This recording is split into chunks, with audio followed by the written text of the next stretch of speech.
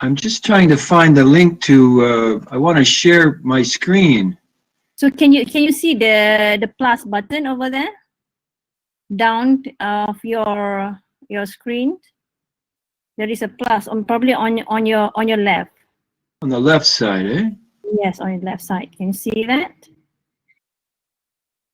I don't see any. Oh, wait a minute. Let's see. There is a plus. When you touch that, you can see that it says action.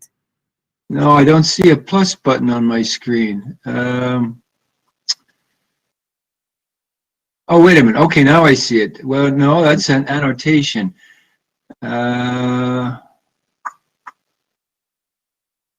Oh, here we go. Wait, no, let's zoom in. Do you get it? Oh, here we go. Okay, I got it now. Thank you. All right. Thank you.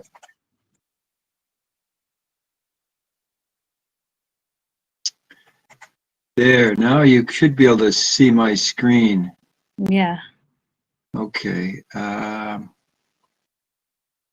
I will show. There, now can you see that okay? Yes, you can see your slides now. Oh, great. Okay, thank you. And then any question the participant will share on the chat notes. Right, so we're going to check that later on after you finish your presentations. Yes, okay. Okay, it's I have 1:55. Should I wait for a few minutes? I think, yeah, because not, still we should wait for more people coming.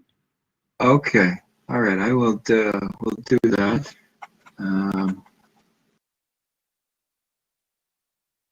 So where are you? So I'm from Malaysia. Oh, you're in Kuala Lumpur. No, actually I'm at northern state, like the northern part of Malaysia, like the border with Thailand.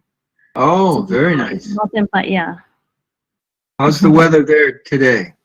Oh, here, because there is not much changes, right? Because it's just one season. So, but it's just that in between rain or dry. So that's it. Oh. But today is quite nice day. Yeah. Oh, good. Yeah. Very nice. So must be. Is it cold over there right now? I think. Well, it's starting to get cold. It's our winter starts on December 21st, so it's no snow yet, but we could get snow any day. You know, we're heading into the beautiful Christmas, right? Yeah. Another 3 weeks, almost 3.5 weeks, and it'll be a Christmas season here. Yes. Mm. Yeah. So I see people from, looks like some people from Malaysia and maybe from other parts of the world. Welcome. So you're using open source software tools for teaching, huh? Yes, I've been using them for many years. I've been teaching for about 20 years, and I've been using them probably for most of those 20 years. Mm. So I'm also a teacher. So I'm a lecturer in university here.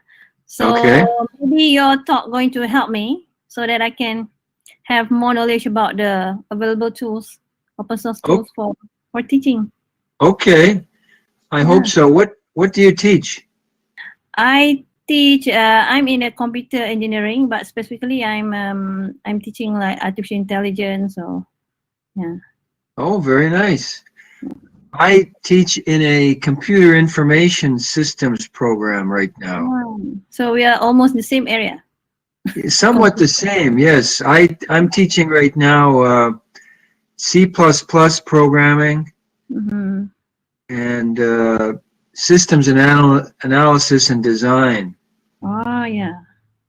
So that's probably, you probably have courses similar to that in your program. Actually, so I'm teaching for computer engineering, but my background is computer science. So I learned about that two subjects when I do Oh. undergrad. Yeah, but for the system analysis and design, we don't have that for computer engineering here. But C++, C, yes, we do computer C++. We taught C for programming. Okay, very good. Yeah, Very nice. I think it's almost the times. Yeah. There's 2 more minutes here. Yeah. So this organization GNOME, I don't know much about it, to tell you the truth. What does it do?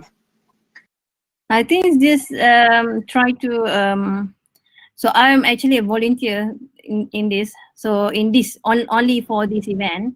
Okay, Mr. Stephen, I think I can help you on that. My name is Shazwan. I'm Yes. the one of the organizer, which is helping on running on this on the event. So, just for your, I think just for your briefly, I can explain that GNOME is actually a desktop environment, mostly on Linux distro. If you know Linux. Okay. So Yes. they are the one. They are the community who provide the UI for the Linux. Okay. It's sort of like Windows, but Yes. they have another. They just do the UI, the Windows, everything. Oh, very good. Okay. Yep. That's helpful. Okay. Yeah, and another thing also, they also provide a library that can help other developer who need a UI toolkit that they can much more simply easier for them to do UI for the desktop environment. Okay. Okay. So that's the core. But other than those development, we also promote open source movement, support on the movement also. So that is basically what we do. Okay. Thank you very much. You can call me Wen. Wen? Yes, Wen. you can call me Wen. Okay. Wen. Thank you, Wen. I appreciate it. Very good. By the way, Mr. Stephen, I'm just do you have any PDF version of your presentation? I do, but in my presentation I have some animations. I see. So you want to use that, and you want to use the animation, correct? Yes, I want to show some animations that my students created, and you know, I'm talking about multimedia, so I have a PDF, but then the animations won't play. Yeah. Understood. Okay. Feel free to use your presentation. No problem. Okay. So I will get going, if that's okay. Thank you all for coming to my presentation today. I don't know where you are and what the time is. I'm coming from Buffalo, New York State in the United States, and I'm delighted to be here. Thank you for putting on such an excellent conference. My topic is teaching teachers and trainers about multimedia using open source software tools. And just a little outline of what I'll talk about in the next few minutes. Looks like a lot, but it's not really.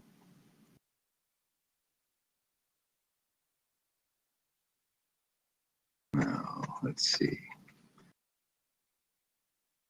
There.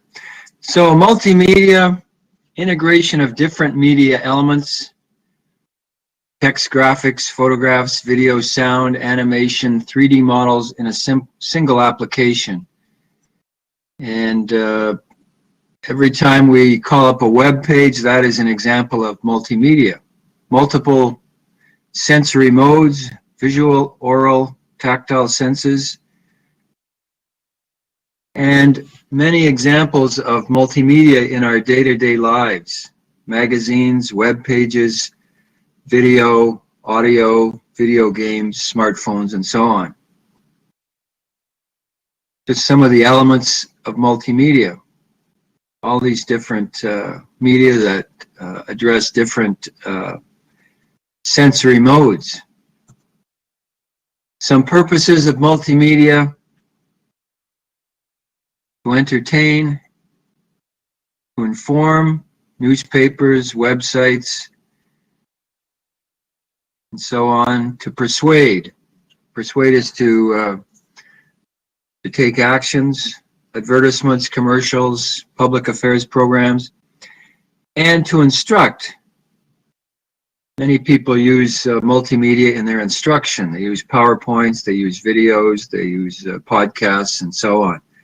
To take a user from a state of not knowing to a state of knowing, or from a state of poor performance to increased competence. That's our goal as instructors, isn't it? To help students go from a state of not knowing or confusion about a subject to knowing something about it.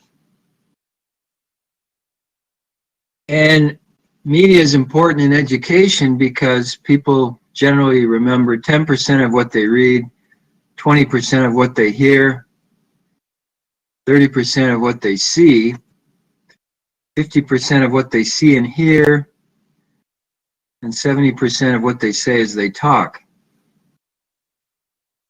And learning by doing seems to be the most effective way of helping people remember things. So hands-on learning is probably the best way of instructing. So in my use of multimedia, there is a little bit of theory behind it. Learner motivation, theory of multiple intelligences by Howard Gardner, constructivist theory by John Dewey, going way back to 1938, and experiential hands-on learning. Carl Rogers, he actually goes back to about 1968. He was the proponent of hands-on learning. So learner motivation, according to John Keller, there's 4 essential aspects of learner motivation: getting their attention, making the instruction relevant, allowing them to increase their confidence in a subject area, and making the instruction interesting or satisfying or enjoyable for them. And then theory of multiple intelligences, there are at least 8 different intelligences or ways of thinking, perceiving, learning, and problem solving. So here's a visual model of John Keller's ARCS model, the 4 elements of learner motivation: attention, relevance, confidence, satisfaction. Motivation to learn is increased if some or all of these factors are in your instruction. And then 8 different ways of learning: verbal, linguistic, logical, mathematical, spatial, bodily, kinesthetic, naturalist, musical, interpersonal, and intrapersonal. Constructivist theory. According to John Dewey, the learner is not a passive recipient of knowledge, but rather actively constructs their own meaning by building on their previous knowledge and experience. And this is really a marvelous idea that was quite revolutionary when it came out. The idea that nobody perceives things the same way. Everybody's perception is quite different. We think that people are seeing the world through our same lens that we have, but actually not at all. This is also a Buddhist theory, the Buddhist idea. The idea that, we all have our own perceptions. Experiential hands-on learning. When students are required to simply learn facts, it has no relevance for the whole person. At the other end of the continuum, there are significant, meaningful, experiential learning experiences which are not easily forgotten. So just reading something off a slide or forcing our students to memorize facts, really, they forget about it, within a short period of time. So if we want things to sink in, hands-on learning seems to be the most effective, from my experience anyways. Why teach multimedia to students, which is what I do. I have done in past courses. Multimedia can be fun and engaging, can address different learning styles or preferences. It helps to build 21st century skills, workplace skills, critical thinking, creativity, problem solving, research writing, visual design skills. These are, to me, can be quite helpful for students. And then learning for the workplace. Multimedia has many professional applications for students' careers. So I've been teaching courses in 2 different programs, a graduate program. We have a master's degree in learning design and educational technology. And we also have a bachelor's degree in computer information systems. And I've been teaching multimedia courses in both programs for about 20 years. I've been blessed to be able to teach in these areas. I'm very thankful for that. These are the courses that I've been involved with over the past 20 years or so. Different multimedia courses, graduate courses, mostly, and then more recently, undergraduate courses. Multimedia, visual media, graphics, animation, television, instructional technologies, and at the undergraduate level, multimedia tools for professional use, tools that our students can use in the workplace once they start working. And to me, there's many advantages of using open source software, which I've been using for a good part of my career. It's high quality, well constructed, usually, typically follows industry standards. I've been using a tool called GIMP, which is an image editing software that is very close to Adobe's Photoshop. So, but it's free. Photoshop, you have to pay a few $100s. GIMP is free. Easily accessible to students via the web. Affordable, free, helps to bridge the digital divide.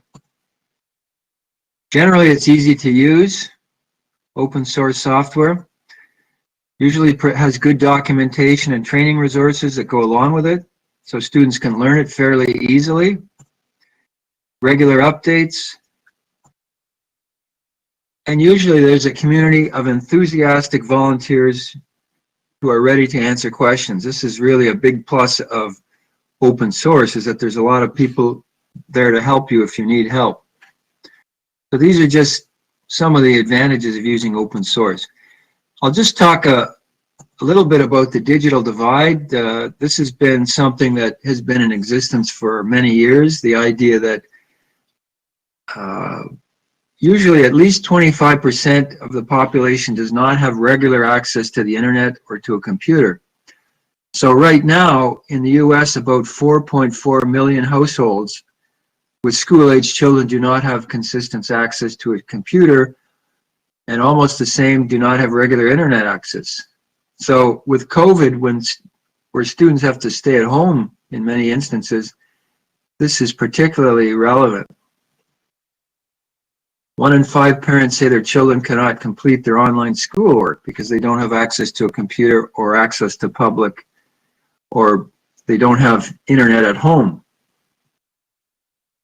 And this situation disproportionately affects people of color and low-income families here in the United States. So it's a serious problem.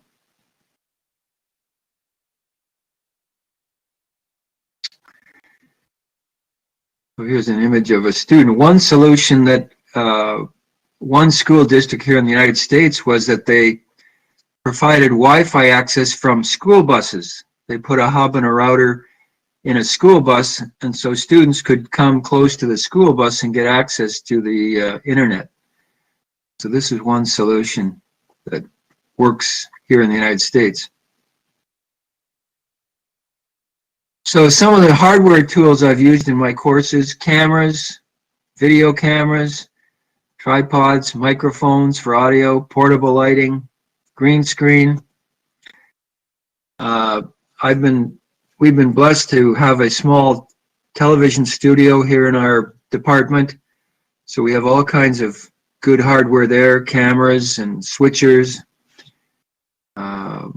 audio mixers, and so on. And then we also do animation, so we create stop motion animation. We've got tools and materials that go with that. So this is some of the hardware we've been using. And here's a picture of the television studio that we've been blessed to be able to use. We got a grant some years ago and were able to build a small television studio. And here's an example of some of our students using the studio. So again, it's hands-on learning, and they seem to really enjoy that. These are some K-12 teachers that are in our graduate program. And here's a list of some of the open source software tools that I've been using in my classes in the past. So for text, we've used things like Apache OpenOffice, Writer, Impress, GIMP, image editing software for image editing, Shotcut for video editing, Audacity for audio editing. These are all great tools that work very well and are professional quality, I would say. Studio television programs, we've used the same software, OpenOffice, GIMP. GIF animations, we've used GIMP. 2D animation, some OpenOffice tools, which I'm going to be using in the spring semester. Blender for 3D animation. Stop motion animation, I've used something called Monkey Jam, which is a very simple tool. Another tool that's a little bit new to me is called Purple Elephant.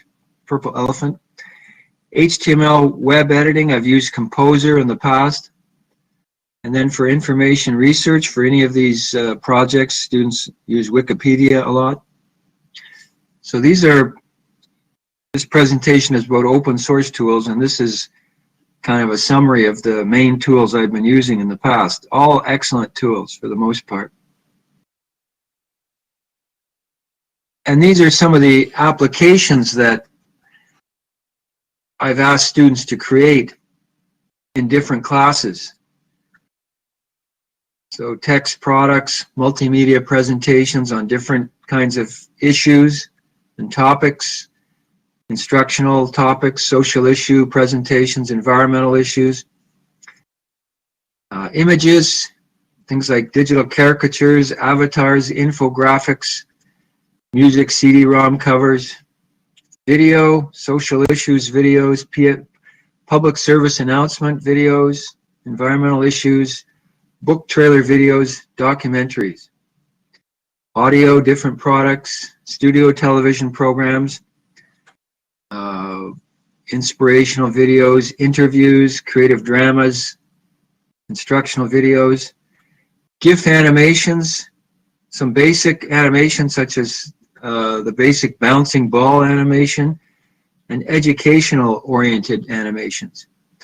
2D animation, two-dimensional children's story animations, stop motion animation, some claymation animation videos, and multimedia websites. So a variety of different kinds of projects that students work on in my past classes.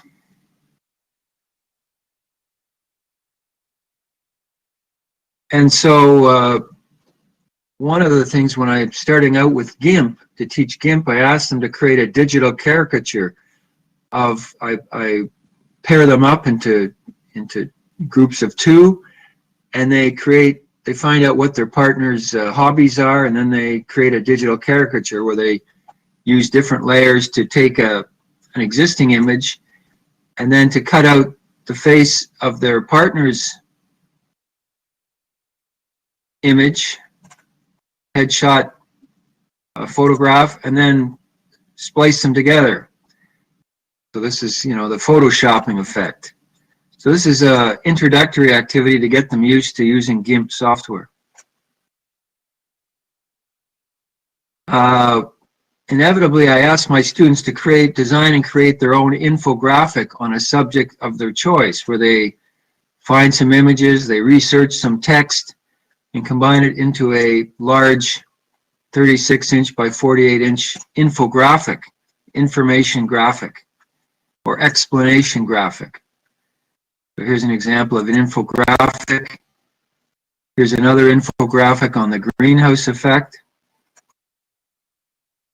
The student is using good contrast. I also teach them visual design principles, things like contrast, repetition, proximity, alignment, center of focus, layout, this kind of thing. So here we've got good contrast in this. We've got center of focus, good contrast, good layout. The eye travels from the top left to the bottom right, and so on. Here's another infographic. Of course, baseball's a big sport here in the United States. So the student got into this project. Here's an infographic on how a how the water cycle works.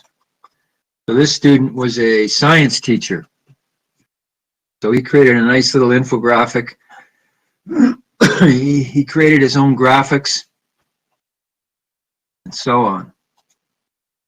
Here's an infographic created by a Spanish teacher. A little bit busy, but still lots of good information here. And I like the student's enthusiasm here. Her energy comes through.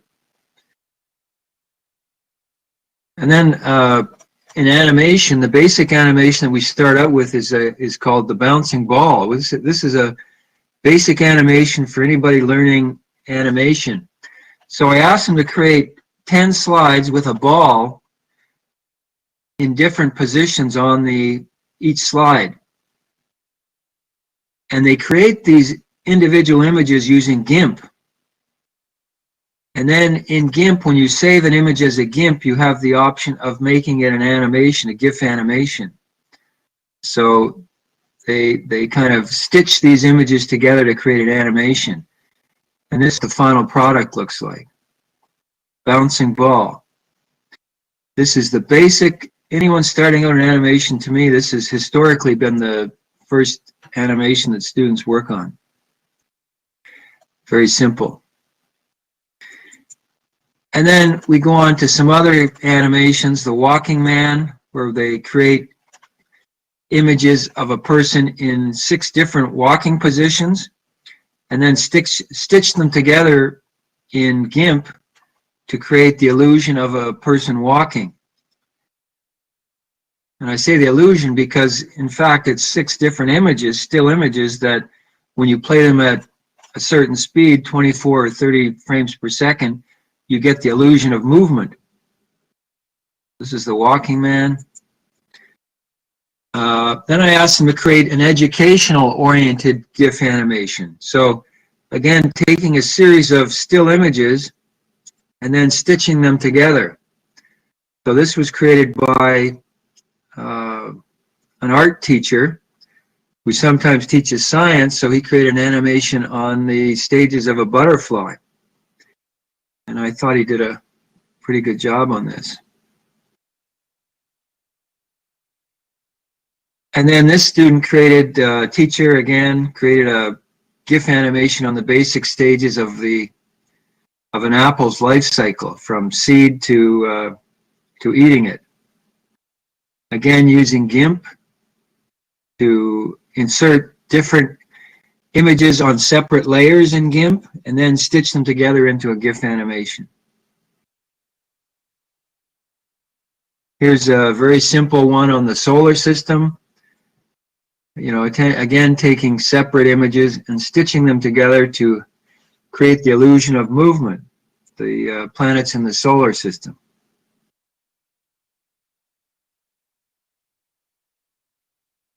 This student is creating or is teaching English as a second language, so that just a very simple 3-image animation teaching the difference between there, there, and there. It's like in Chinese, there's something like 8 different words that use the letters M-A, ma, depending on the intonation, the accent. And then in another course, graphics and animation, I asked students to create simple claymation animation or videos, claymation videos using clay characters. So I'll show you a few samples in a minute. This is the kit that we start students out to create simple clay characters.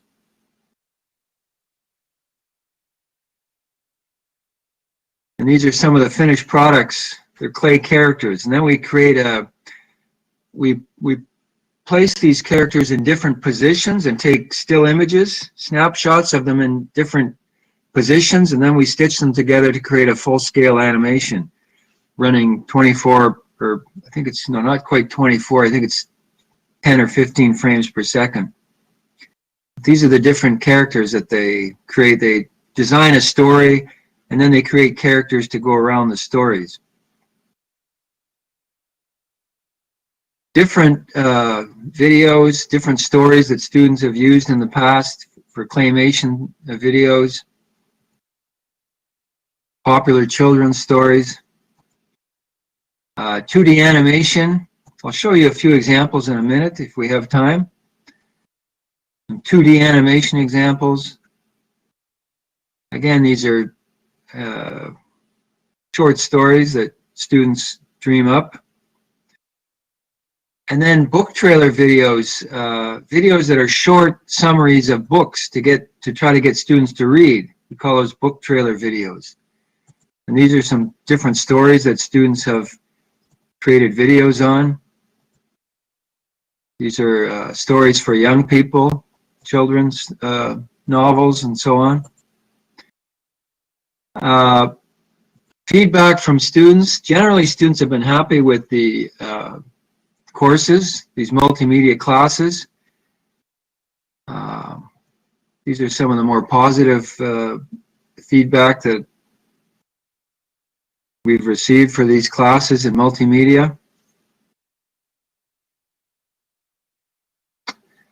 Generally, they were pretty well accepted. I think because there was so much hands-on instruction, project work, working in pairs and groups, and so on. They really could get engaged in the course. I'm going to show you some examples, and caveat here is that, is the work professional? No, it's not professional because these are students who are learning. But the students had a lot of fun and they learned a lot in creating these projects, which is really the goal of, instruction and education. So let's look at a few examples. I think I've got a few more minutes, right? I've got. Are we finished?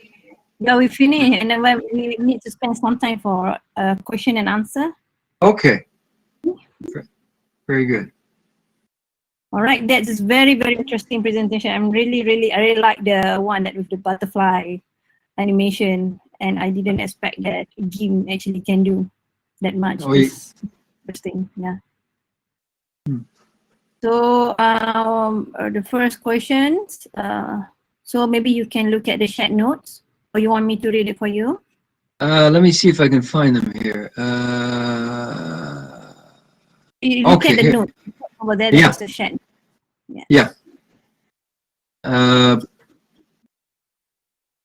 Chat notes at under the public yes. chat over there. I've got. What software did you use for claymation? Frederico, thank you. There's a software. So let's go back. Let me just show you that software list. that was the most difficult software to.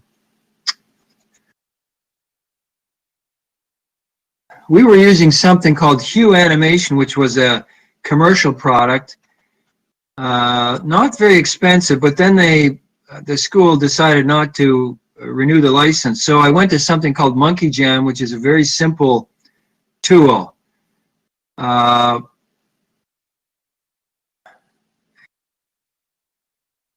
that is something. It's not very sophisticated, but it is free.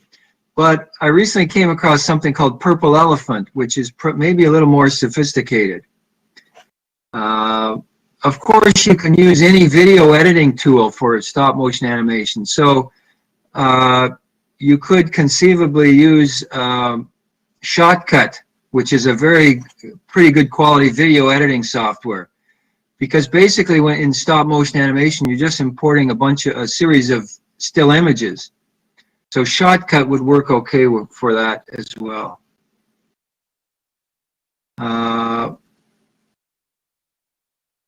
Let's see. Used Audacity. Looney have made a comment about Audacity. Most Swedish schools are into Adobe and Microsoft. Yes. So if a school has a pretty good budget, so I teach K-12 teachers. A lot of schools here don't have the budget to afford Adobe products. So that's why I use open source. They can get these products for free in their schools, their K-12 schools, kindergarten to grade 12. So of course, Adobe is high quality, but it costs money. So that's why I use open source.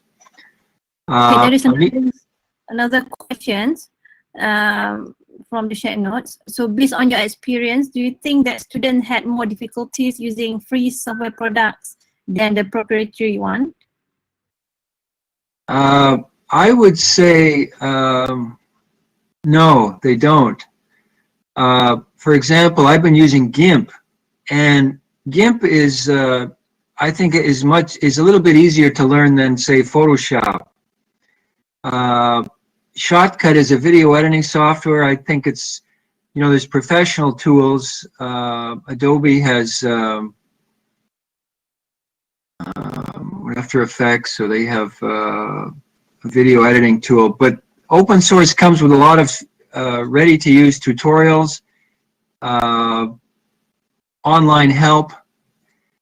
And, for example, GIMP has a bit of a simpler interface than Photoshop. So I would say no, not more difficulties. In some cases, maybe less. Okay. I think that's all the questions. Yes. But so far, so many thanks for your great presentations. My pleasure, and thank you all for coming, and have a good rest of the conference, and happy holidays if you are celebrating anything in the next month or so. Thank you. Thank you for hosting. Have a great day. Thank you, you too. Okay, bye-bye.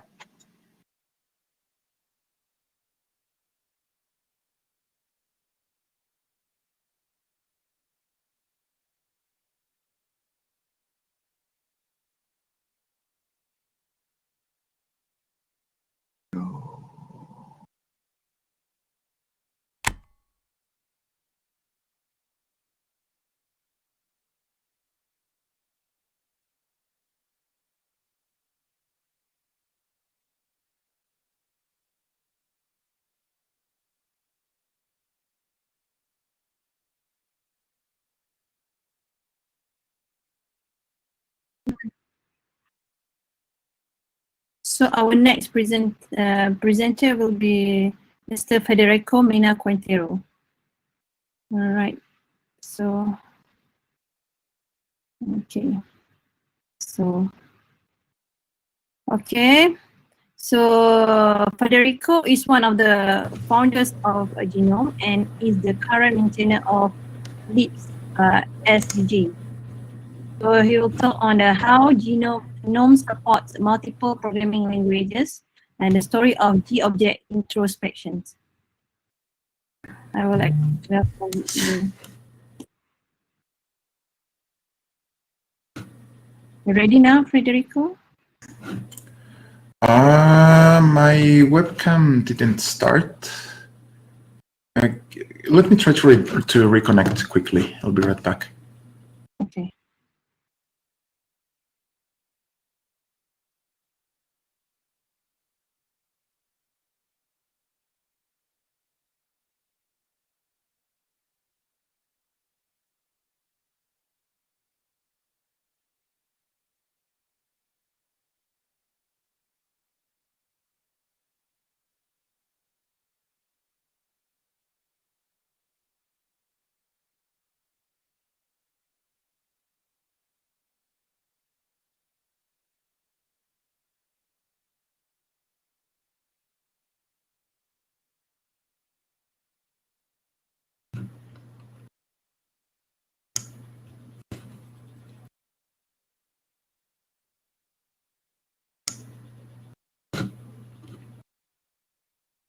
Okay, I think it should be working now. Yeah, I think it's fine. Okay, can you hear me fine? Is the volume okay? Yeah. And the All slides right. also good. All right. All right, so thank you. So let's get started. Thanks everyone for coming. My name is Federico Mena Quintero. I'm going to tell you a story about one of the hidden jewels of GNOME, one of the nicest parts we have in GNOME, but that not many people talk about it. And it's something that makes GNOME quite special as a programming platform, I think. So this is the story of how does GNOME manage to support different programming languages.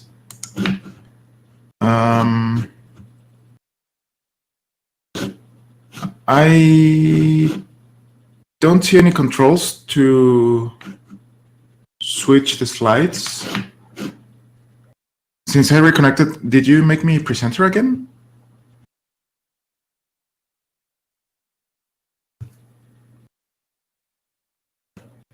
Okay. Thank you. Yeah. Let's start with a silly joke. Why are assembly programmers always wet? And the answer is because they work below sea level.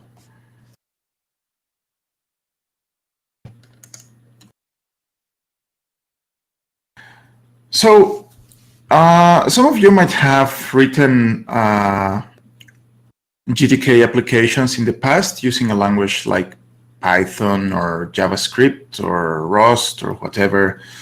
And we're not going to learn GTK in this presentation. We're just going to see a few simple examples of how things get called from different programming languages. So if you were using Python, you might write a hello world program like this. You import GI, and we are going to see what that means in a second. And then you insert some magic to require a certain version number of GTK. And then the magic happens here. From GI repository import GTK. We're going to see what that means in a second. Then you create a window. Then you set the window's title to hello world.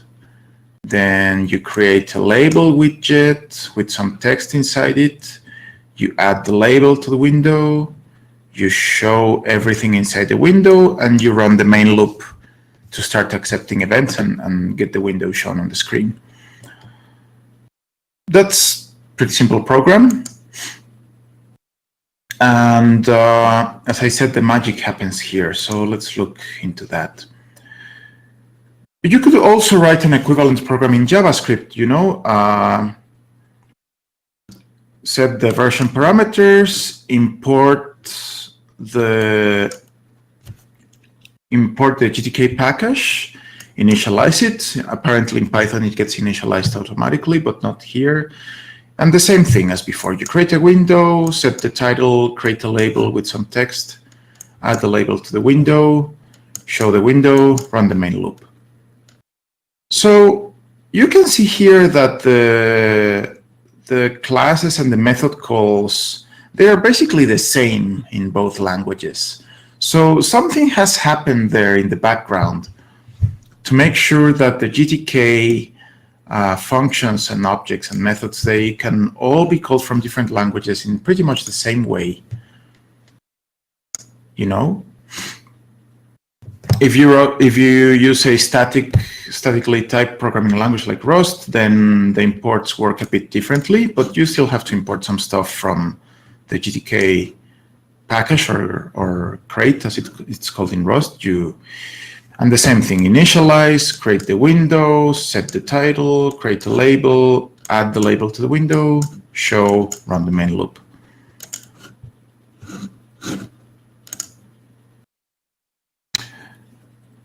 How does this even manage to work? I mean, GTK is written in C, in the C programming language. And if you look at the GTK source code, in C, you are going to see something like this. C is not an object-oriented programming language. C was designed before object orientation got really popular. So the only thing it can export, the only thing GTK can export to the world is a bunch of functions like GTK window new, which takes a parameter for the window type and gives you back a widget.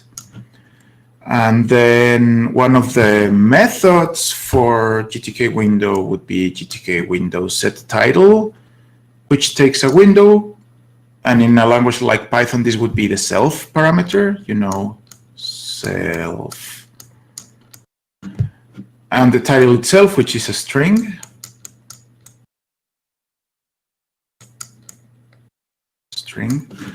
So this is what GTK has in its C code.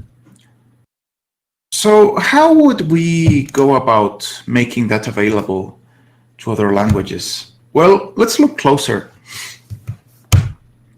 If you look at the implementation of these functions in C, for example, the show all method for the GTK widget class would look something like this. And we're going to see what that means in a second. And the container add method for the container class would look something like this.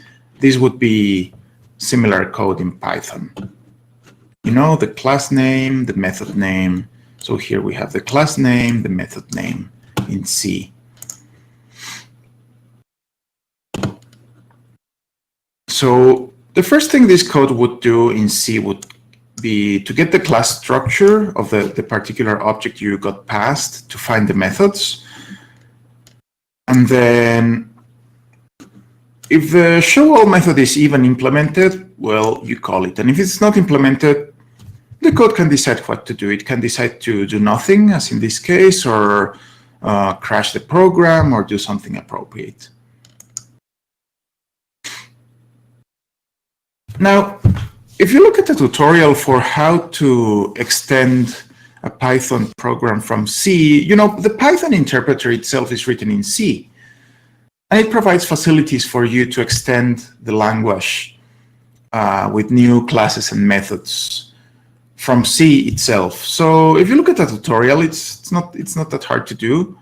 For example, let's say you wanted to make a Python function called say hello. So you would write a function like this in C. And the way you register this function against the Python interpreter is not particularly important right now. You know, the only thing that matters here is that your function would get passed a Py object for the self, and then another Py object for the method's arguments. You know, from the C code, you would call this function if parse tuple with the type of string. If you can parse an argument with a type of string, then put it in the name variable here.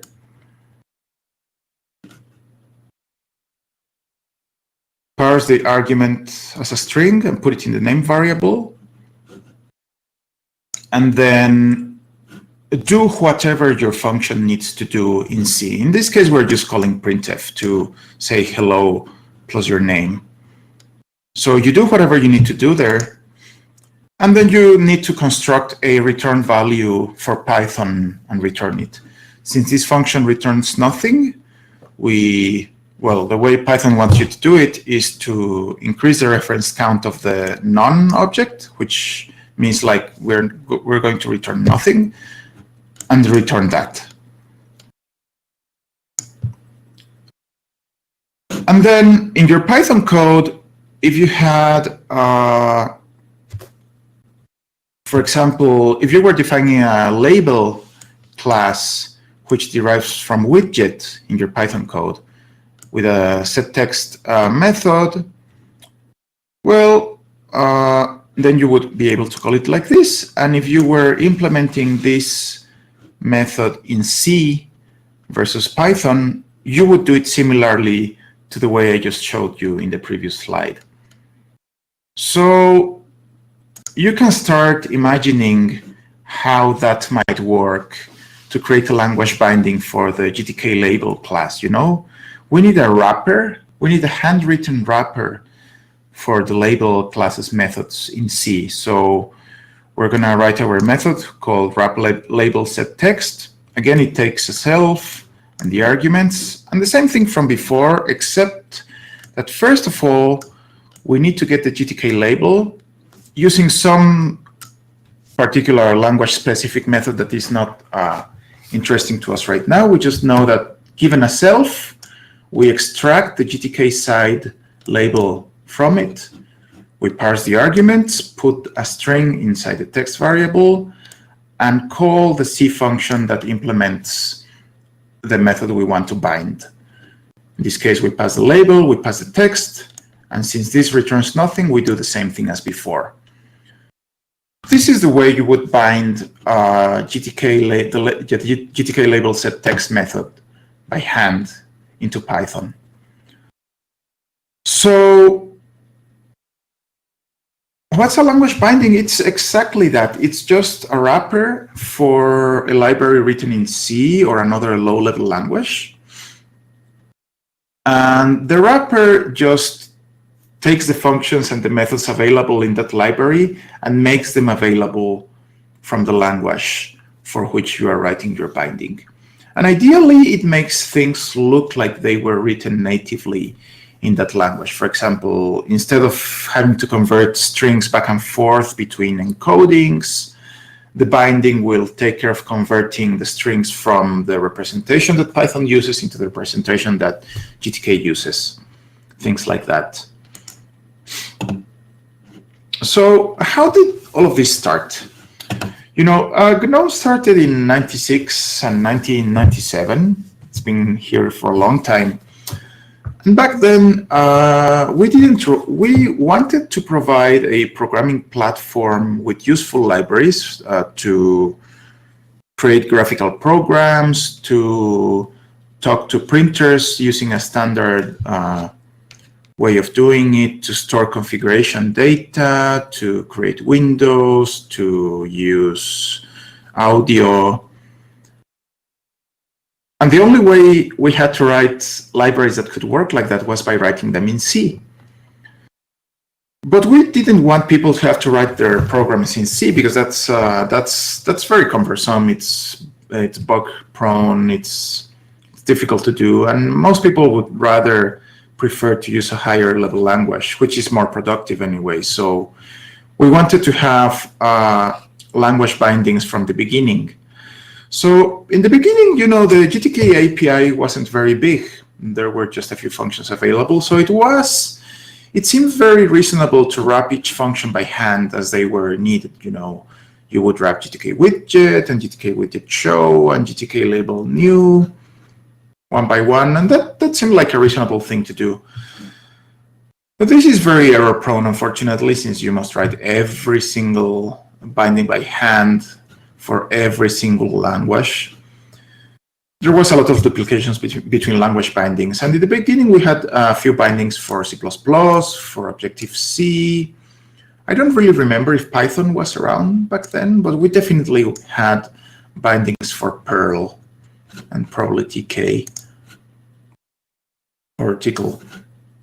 And then during 1998 and 99,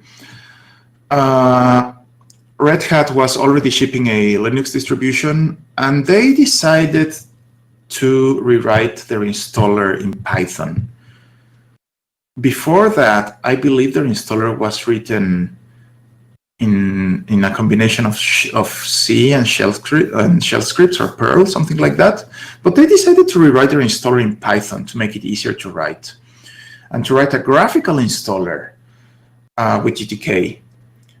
So this was a very new thing back then, to write graphical programs in high-level languages. So, you know, back then my colleague Matthew Wilson was in charge of the installer, of the graphical part of the installer at Red Hat, and he put a lot of work into the PyGTK bindings to make them like actually really usable for the real world. That was a nice time. So remember how I showed you how you would write the binding for a particular method by hand? This is very repetitive. So people found that it would be convenient to have a machine write those wrappers automatically based on machine readable descriptions that would be written by hand in a simpler way. So for example, if you look at this looks a bit like Lisp, you know, lots of parentheses, a nested tree of things. So the original machine readable descriptions would look something similar to this. You would say, okay, we're going to define a class called GTK widget. And this class has different methods. One method is called show, one method is called hide. And you know, the C function for this is GTK widget show. And it takes no arguments. It just takes the self or the widget argument. So no arguments, and it returns nothing. The same thing for GTK widget hide. It takes no arguments. It returns nothing. So people would write this by hand. This is not hard to write. You can just read the definitions of the C functions and write this by hand easily. And then you could write a program to take this machine readable description and write the binding for you mostly automatically. So this already saved a lot of work. And what if a method actually took one argument? For example, GTK container add takes the self, which is a container, and a child widget. So, well, maybe the definition would look like this. The method is called add. It takes a single argument, which is of type GTK widget, and it returns nothing. And this function would work somewhat similar to the GTK label set text we saw before. So it would parse out the first argument as a widget and then pass it to the binding function. One thing that language bindings need to do is to be able to describe all the C types that the C API uses. For example, this is one of the C types in GDK. It's called GDK color, and it just takes 3 values. It's a struct, it's a record type with 3 values for red, green, and blue components of a pixel. And you would need to write an equivalent description that would let you reconstruct this structure from the language binding. So it has 3 fields called RGB. They are of type gochar, which is just a byte. So you would still have to write that by hand, but you know, then the language binding can take care of translating that back into C. That was for GTK 1.0. And then GTK 2 came about.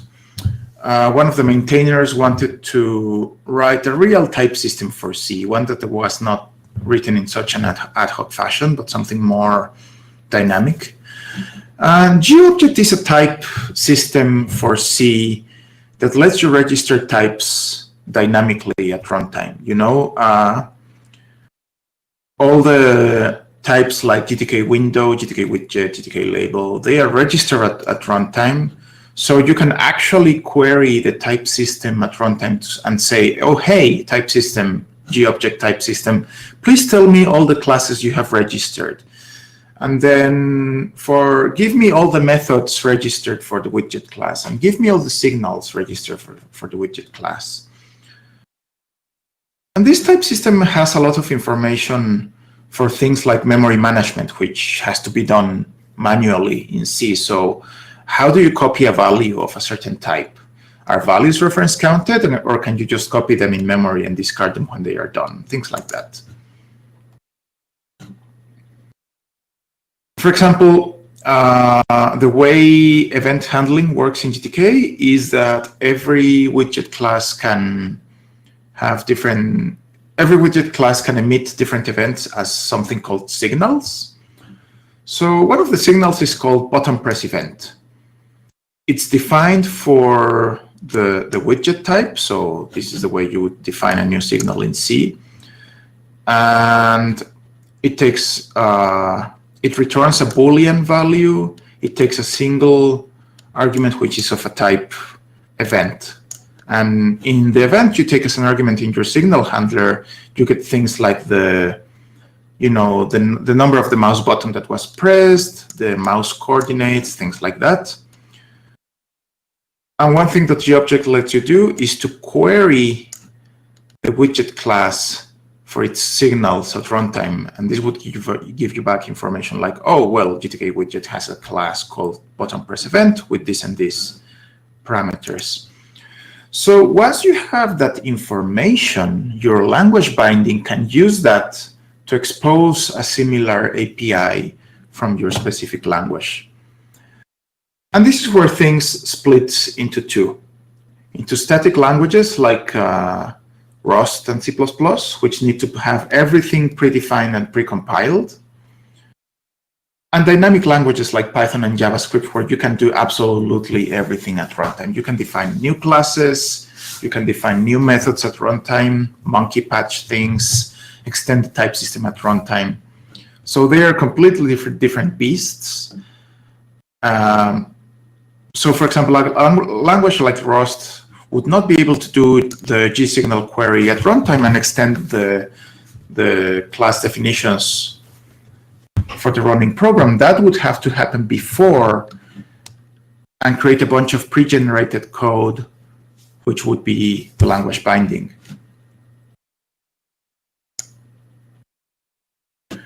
So the situation for GNOME version 2 was the following. We had a lot of machine-readable descriptions of the whole C API. People were still writing that by hand.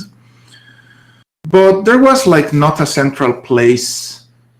There was not a central repository of API information like this.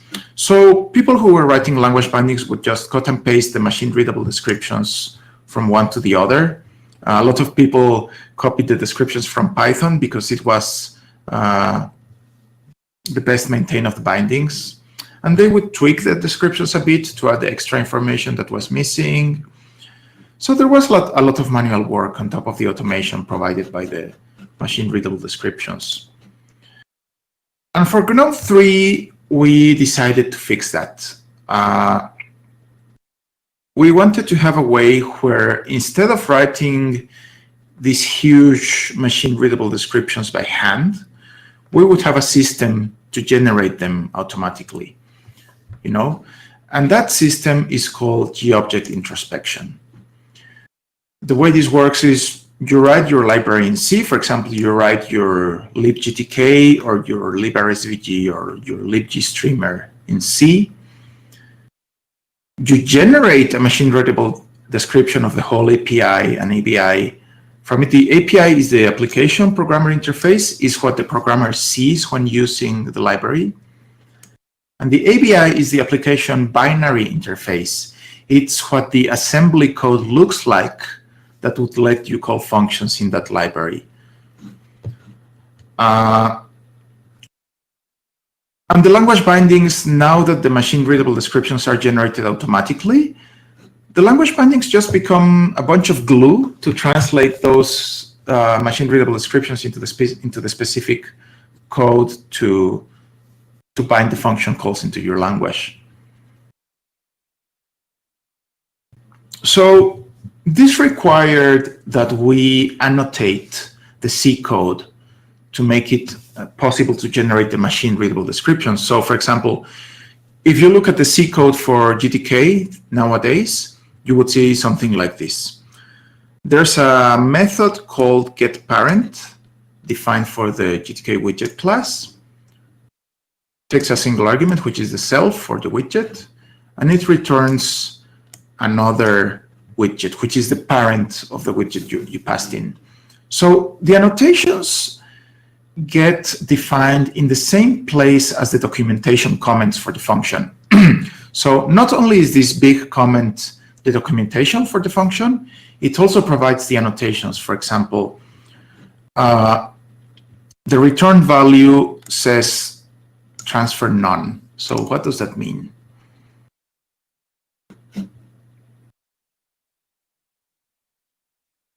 Transfer none is an annotation that means that in the return value, you get a widget, but there's not an extra reference count added to it because memory management needs to be done by hand in C. Your language binding will generally take care of that automatically, but in the C code, you actually need to know what's going to happen. So this communicates to the binding that the return value does not have a reference count added to it, so maybe the language binding needs to add one by itself. And the other annotation we have is nullable, which means that the return value of this function can be null. If, for example, if you are looking at a top-level widget, at a window that has no parent, so the return parent would be null. And here's an illustration of null values. For example, if you have toilet paper, it's non-zero. If you have no toilet paper left, there's 0 toilet paper. If you don't even have the roll, you have a null there. And if you have not even a holder, well, I guess it's undefined.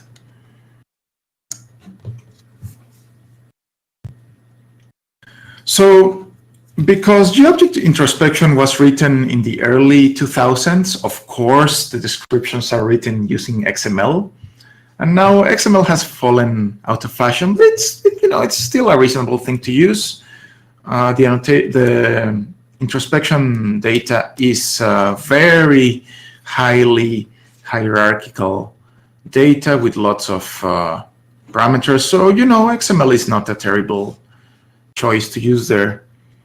So if you look at this file in your hard drive, it's probably in user share G-object repository, something like that. And this has the complete description of the GTK API. So if we look at this big XML file, you'll see something like this. It's called a repository because it's a repository of machine-readable descriptions for the API.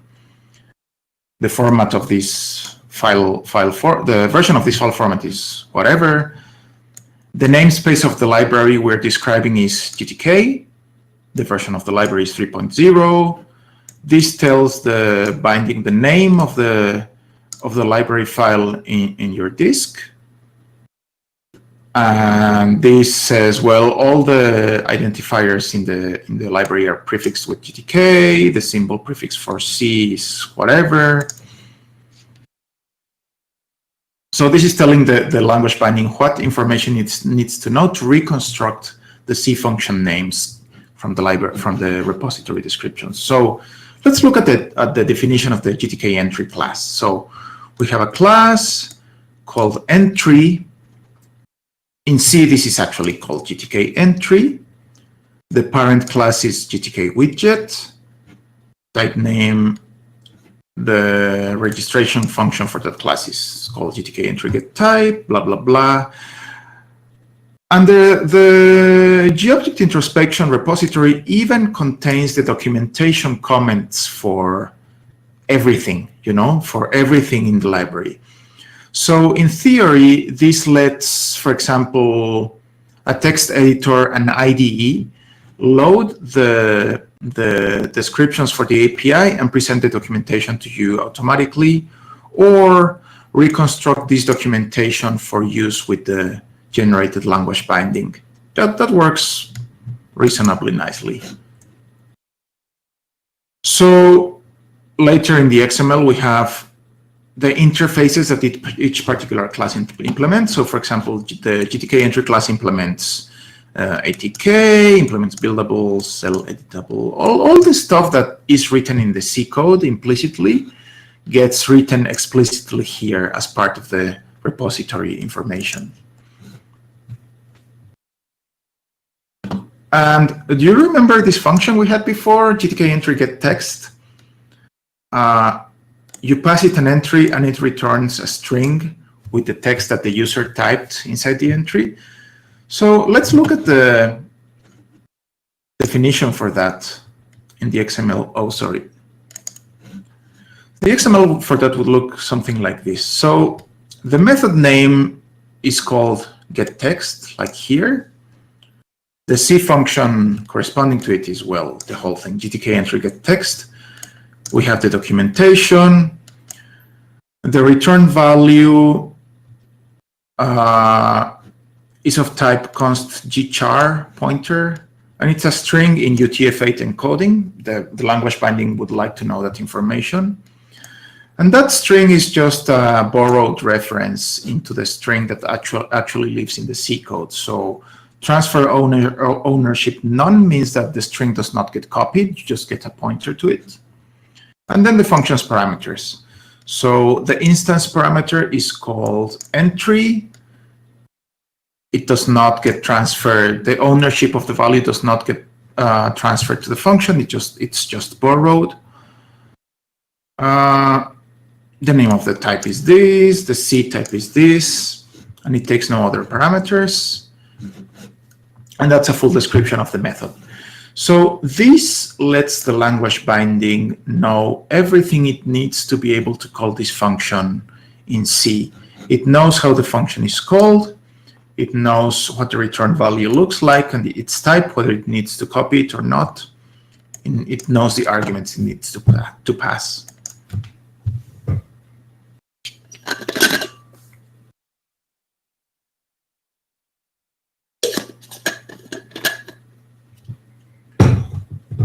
Now, as I said before, the language binding needs to be able to reconstruct everything that is in the C code. So, for example, if we have a definition of a record of a struct in C, this is a definition of a rectangle with XY for the corner, the width and the height. And the definition for this in the GObject repository would look like this. The record name is called rectangle, the C type name, and a description of each of the fields. So we have a field called X. It's writable, it's not private, and it's of type integer. Y, it's also an integer, blah, blah, blah, blah, blah. So once the language binding has this, it can know the memory layout of the C struct here.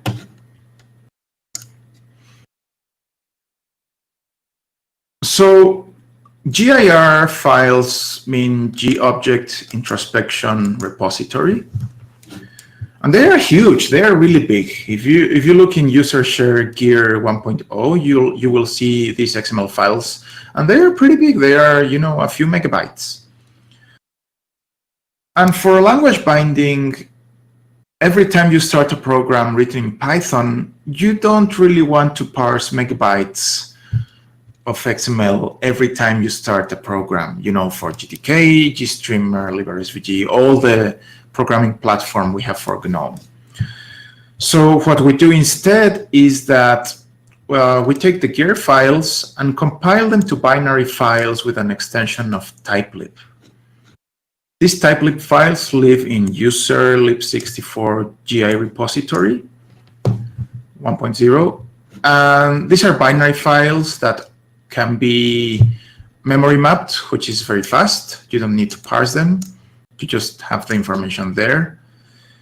And these files, since they are memory mapped, they can be shared across processes by the kernel. So if you have 10 Python PyGTK programs running at the same time, if you have 10 Python programs running at the same time, there's only a single copy in memory of the GTK.typelib file at any one time. So this saves a lot of memory And that this was perhaps more important in the days when we had machines with 16 megabytes of RAM. Now that we have gigabytes, it's not as important, but we still save some time in parsing XML by using precompiled typelib files.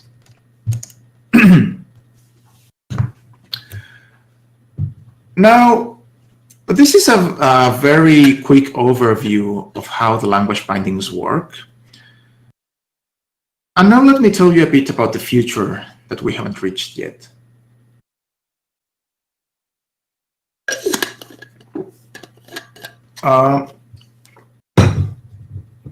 I work a lot with the Rust programming language, sometimes give a little help to the Rust binding or to the GTK-RS bindings for Rust.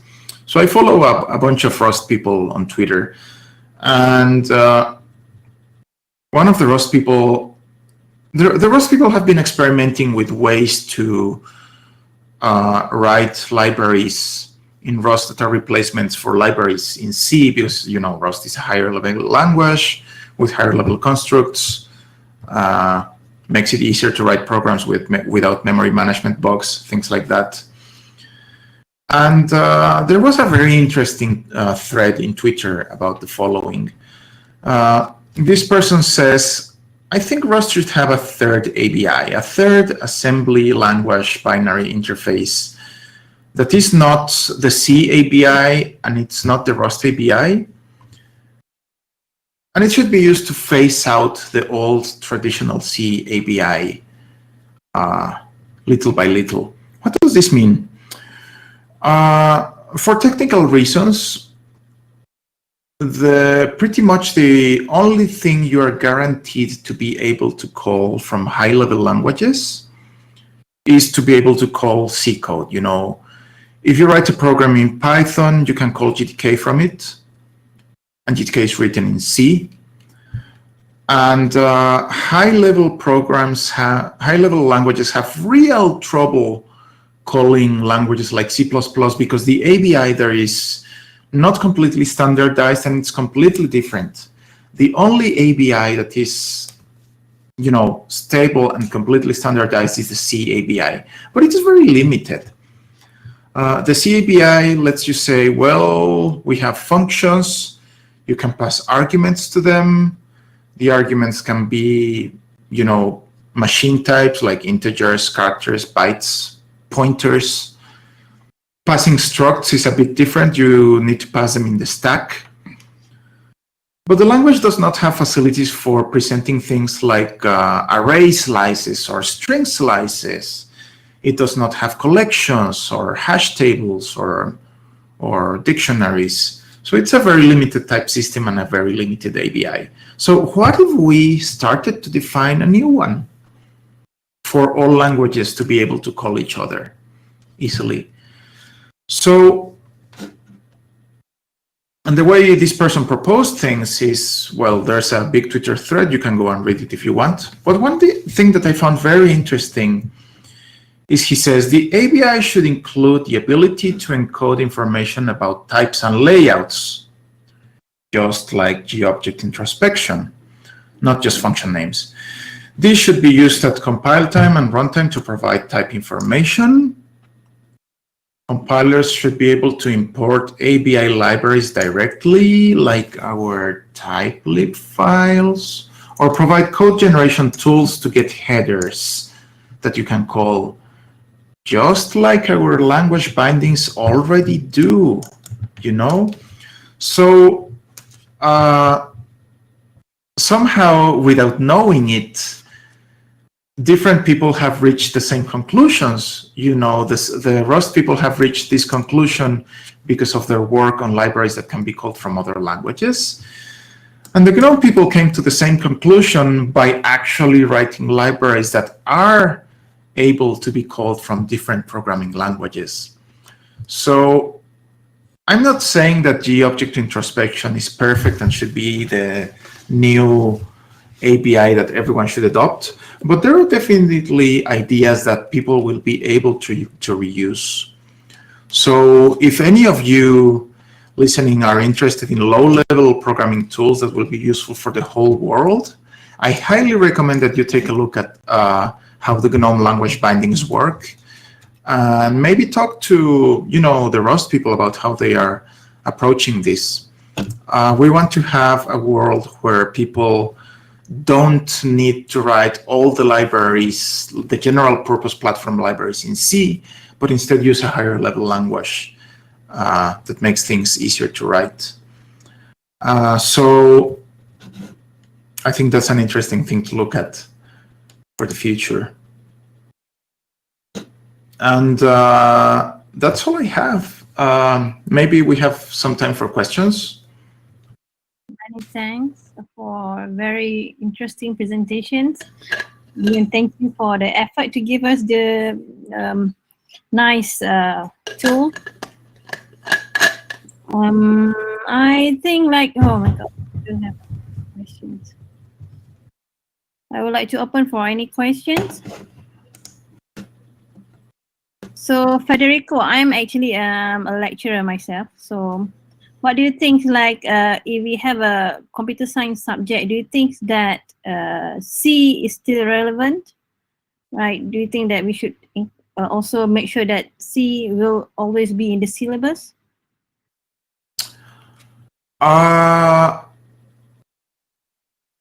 I think C is an important language to learn if you want to go, to the lower levels of the programming platform you're using. I think people who work close to the low levels of the stack should at least be able to read C. C is not a very big language, you can learn the whole syntax of C, in a reasonably short amount of time. It has many very detailed things which concern memory management and the C preprocessor and ugly things like that. I think if you're going to look at low levels of code, you should definitely be able to read C. And you will get fluent with practice, as with anything. But these days, I'm gonna say that you will probably have a better time if you have to write new code at a low level. I think you'll have an easier time writing a language like Rust and making a C API available from the Rust code. That's possible. I have given. Can C++ actually also works close to the machines, like how C works? It works in a similar way. It has higher level constructs and some very nice tools or some very nice libraries for collections. The C++ standard library is actually pretty impressive. But C++ is a huge language. It's a really, really, really enormous language. And I don't know anyone that knows all the details that there are to know about C++, and that's because of the way it evolved. You should definitely learn to read C++. It's hard to do these days. I cannot read C++ absolutely fluently. It takes me a lot of effort to read that code, especially if it's using some of the newer constructs in C++. I can read like old style C++ more or less okay with classes and methods and inheritance. But the new things with sophisticated templates and everything, it's hard for me to read. Of course, with practice, people can learn to do it.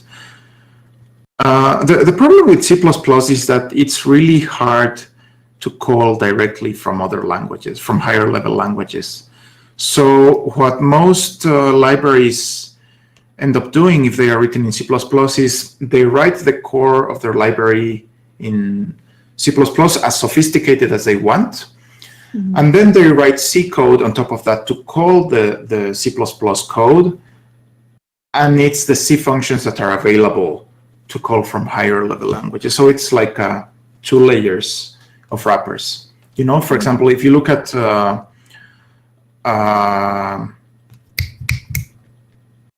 Harfbus, the library we use for international text shaping. It's written like that. The core of Harfbus is written in C++, and then it's wrapped with a very thin layer of C just to make it possible to call it from other languages. So I think C is okay to have in the syllabus. I think it's a mistake if schools are still using C for your first programming language. You know, I'm a dinosaur. I went to university in 95, 96, and they were using C as people's first programming language, and I think that was a mistake. I think most schools changed to Java after that. Some others maybe changed to Python and nicer languages, and that's fine, you know. These days, so much code is available in Java or Python or whatever that you don't really need to know C as your first language. So, you know, learn it if you need it. You'll learn a lot of low-level interesting details there. Feel free to ask for help. We have very, very good C programmers in GNOME. And, you know, maybe we can help you learn some things if you want. Yeah, nice. So I also learned C when I did my undergrad last time. So, yeah. But I think that like programming language like Python can help to increase the interest of the students when they start learning programming. So I mean, yeah, definitely. Yeah. So we have some questions in the chat notes. Let me see.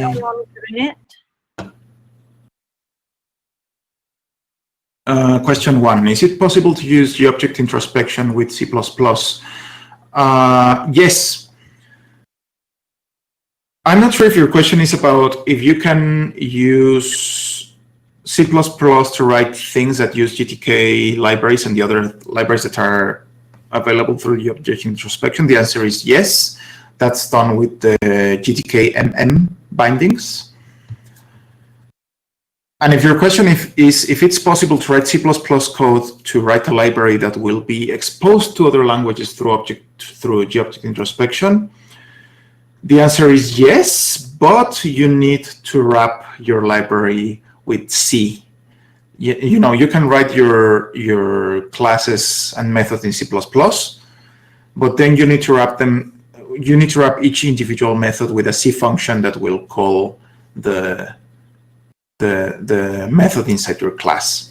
If you need some advice for how to do this, just shoot me an email later or ask in the GNOME chat channels. People do this all the time. So yeah, it's definitely possible.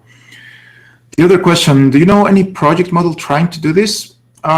Yes, you can look at Harfbus. If you look at the shared notes, it's called Harfbus.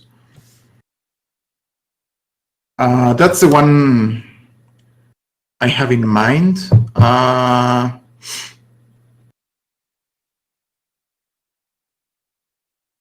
Oh man, there's definitely other libraries that have a core in C++ and later export things from C, but I can't remember right now. Maybe I'll remember later. Any other questions? Any other questions? I think that's all. So thank you for very nice presentations. Thank you. From you. So I think we're going to have a break and then for about 45 minutes and start again for the next sessions. And we would like to thank the OpenCity and for the sponsorship. Okay, thank you. Bye-bye.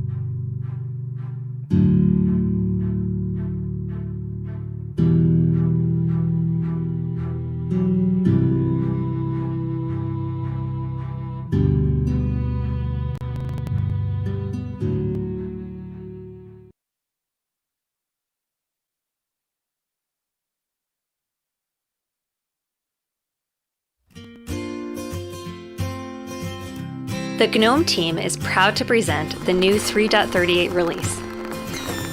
This version increases performance and stability, as well as a host of new features for security,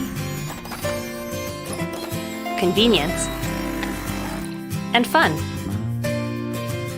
GNOME has a few revised app icons to add to the mix, as well as other design improvements, adding battery percentage to the indicator and restart to the power off options. We've added a new welcome tour, which appears after install to help new users feel right at home. Application launchers can now be rearranged and organized and moved in the grid to reflect what's important to you. This allows you to make the app grid your own, as well as making it easier to find apps when you need them. With the newly designed fingerprint dialog, setup is a breeze. You can now log into GNOME with just a simple touch. We've also added parental control settings, giving you more control over what your child can access. Sharing your computer's Wi-Fi is easier than ever with the addition of a scannable QR code to connect your mobile devices. GNOME response time is now faster while using monitors with different refresh rates. You now have even more control over your browsing experience in GNOME Web with intelligent tracking prevention, video and audio blocking options, browser tab mute and unmute, and you can now import passwords and bookmarks from Chromium. The GNOME Maps app is now resizable, adjusting seamlessly to fit the smaller screens of mobile devices. There's certainly a lot to enjoy in GNOME 3.38. We hope you enjoy using it as much as we enjoy making it.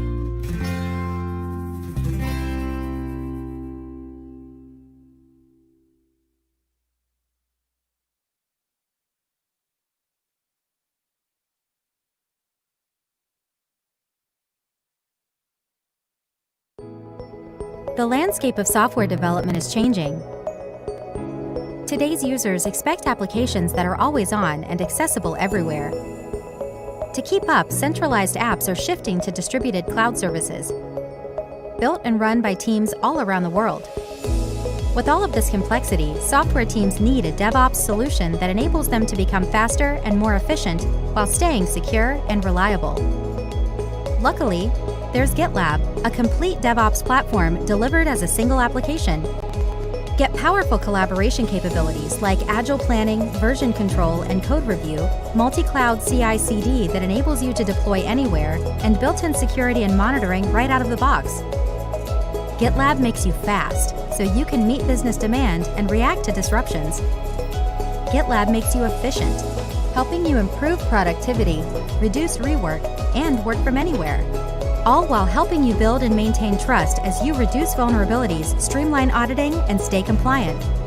What's more, everyone can contribute to this open source application, so GitLab is continuously improving. Are you ready to deliver better products faster, work more efficiently, and reduce security and compliance risk? Try GitLab today.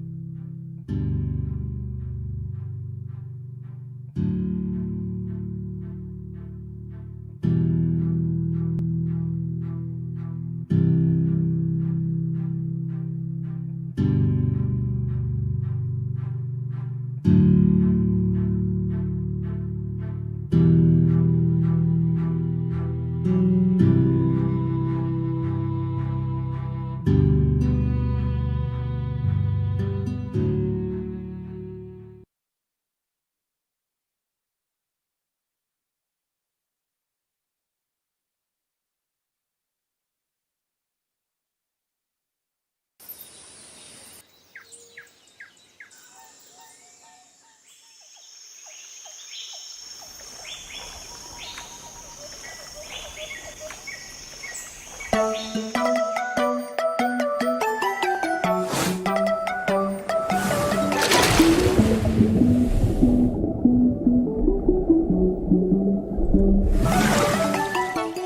know a place where we can go. Something we never felt before. A little taste, sweet escape, it'll get you up. Rushing out your door. We could go walking down them streets of 100 years old. We could eat out down as we look up to the stars. We could be having a feast, show you the flavors of north. Make our way down to the south. Now you know what we're about. Hey, now, faces and places to know. Hey, now, thousands of things to explore. Hey, now, you gotta see the belief. We're ready to go. We're ready to go. Come on, gotta make a move to get there right now. Somewhere nice so we can get away. Better than the ordinary day. You're my paradise. Let me take you to the places you've been wishing. Catching sunsets when we ride the waves. Swear it's gonna steal our hearts away. You're my paradise.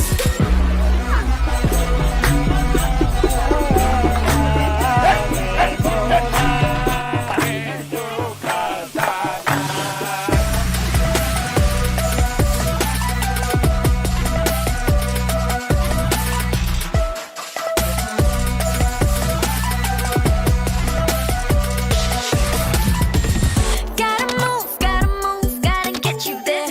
Somewhere nice we can get away. Let me take you to places you've been wishing for. Hey, now, faces and places to know. Hey, now, thousands of things to explore. Hey, now, you gotta see the belief. We're ready to go. We're ready to go. Come on, gotta make a move to get there right now. Somewhere nice so we can get away. Better than the ordinary day. You're my paradise. Let me take you to the places you've been wishing. Catching sunsets when we ride the waves. Swear it's gonna steal our hearts away. You're my paradise. We could be swimming among the lemon backs. Down to where the girls at. Know where we're from, where we at. Can't just stop where my feelings at. Truly any ocean, you just gotta see. Truly Asia in this vision, where I be. We be flying to the land beneath the wind. We be tracking through the jungle. This is where I wanna be. Hey, now, faces and places to know. Hey, now, thousands of things to explore. Now, you gotta see the belief. We're ready to go. We're ready to go. My paradise, my paradise. Oh my paradise, my paradise. Oh my paradise, my paradise. Oh my paradise, my paradise. Oh come on, gotta make a move to get there right now. Somewhere nice so we can get away. Better than the ordinary day. You're my paradise. Let me take you to the places you've been wishing. Catching sunsets when we ride the waves. Swear it's gonna steal our hearts away. You're my paradise. My paradise, my paradise. You're my paradise. My paradise, my paradise. You're my paradise. My paradise,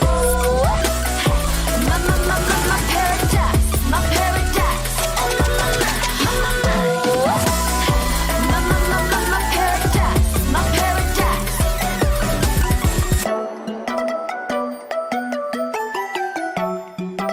Malaysia, truly Asia.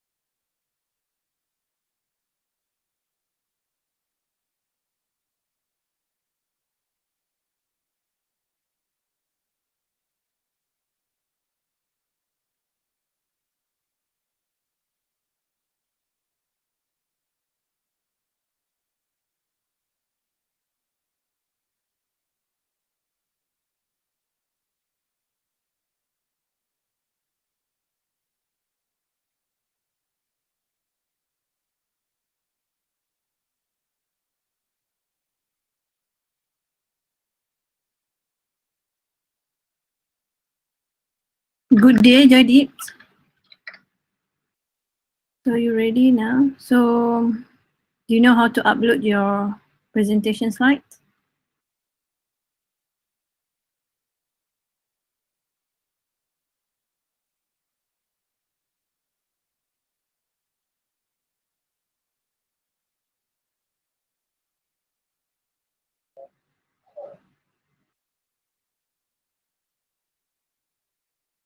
Do you need help? Okay. Do you need help? So I think you need to turn on your mic. Yeah.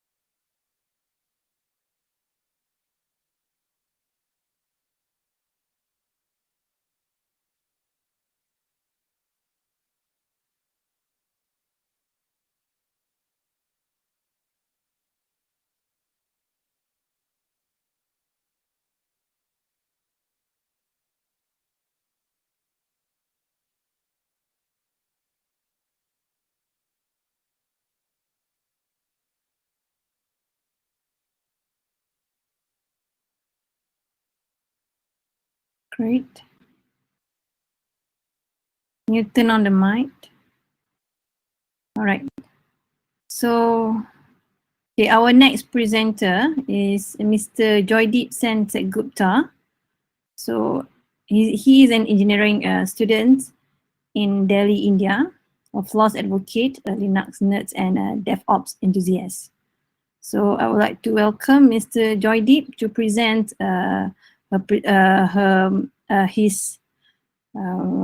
his talk. Are you ready now?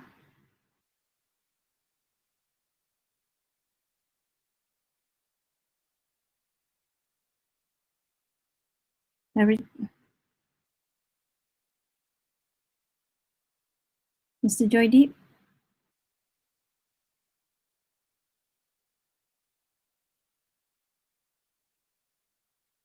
Okay.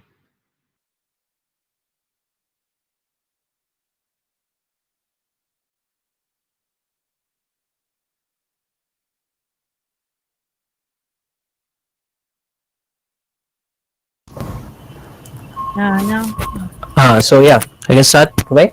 Yes, you can hear you right now. Yeah, thank you. So yeah, good afternoon, everyone. I'm Joydeep Singh Gupta, a recent graduate student actually from New Delhi, India, and I've been a FLOSS advocate for nearly 3 years now. So in this talk, which is Introduction to GNU Linux and Libre Software Education, I'm going to talk about a few of my experiences in FLOSS advocacy and such. This has been a recurring theme throughout the conference, right?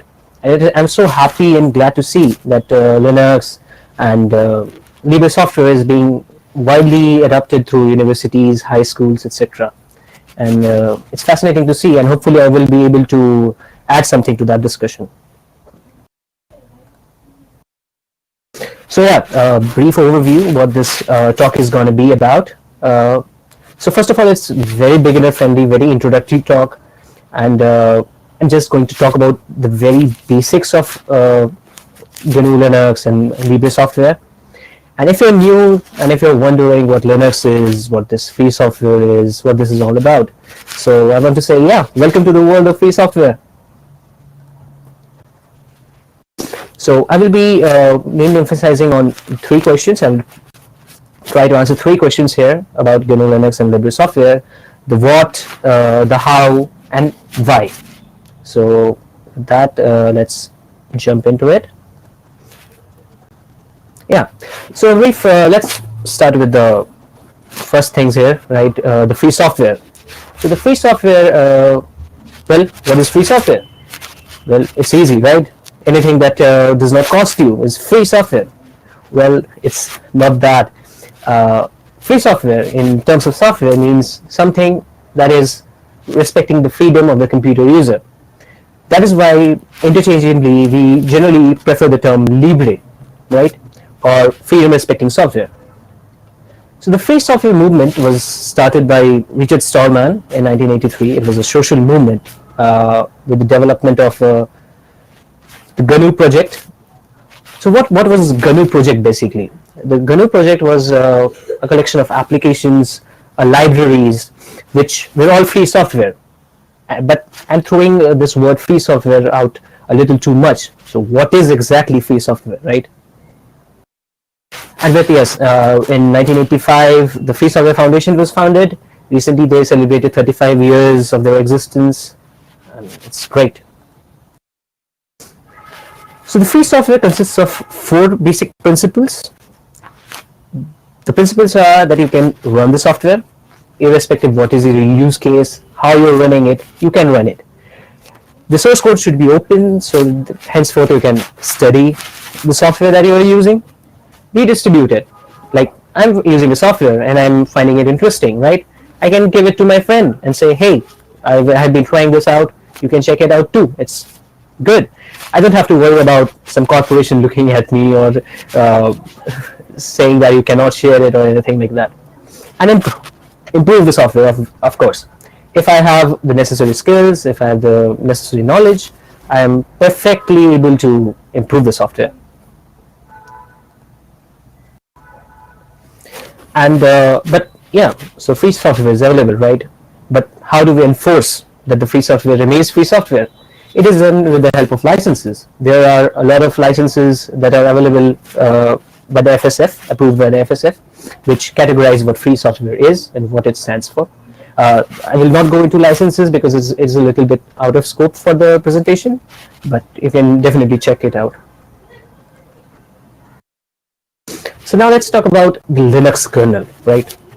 The Linux kernel was developed by Linus Torvalds, the very person in this photograph on the right hand side of the screen, in 1991. It was his master thesis project, and here we can see the official mascot of Linux, right?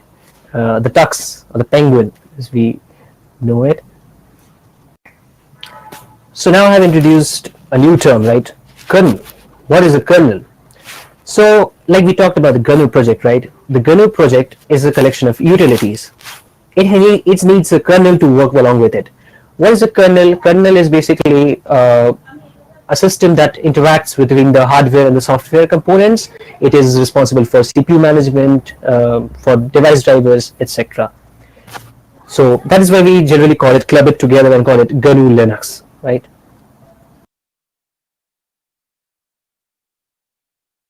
Of course, it is open source. It's licensed under GPL, GNU Public License version 2, and you can see the code, you can modify the code, you can even build custom kernels, right?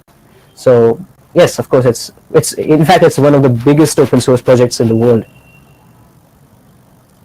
And the development model is pretty unique, unforeseen in software development history. The whole development process is decentralized. Decentralized means that people are working from different parts of the world. So people are working for different corporations. There are hobbyists working, there are students working, people are working part-time as a hobby, or they're just passionate about the Linux kernel. And all of the development, interestingly, happens over mailing lists. So you can check it out all at lkml.org. It's just fascinating. And of course, Linux, well, you might be wondering, I don't use Linux regularly, right? You're wrong. Linux is present everywhere. It is being used by stock exchanges. It is being used in public infrastructure. It is rampantly used in servers, in web servers, in cloud computing. So it has a great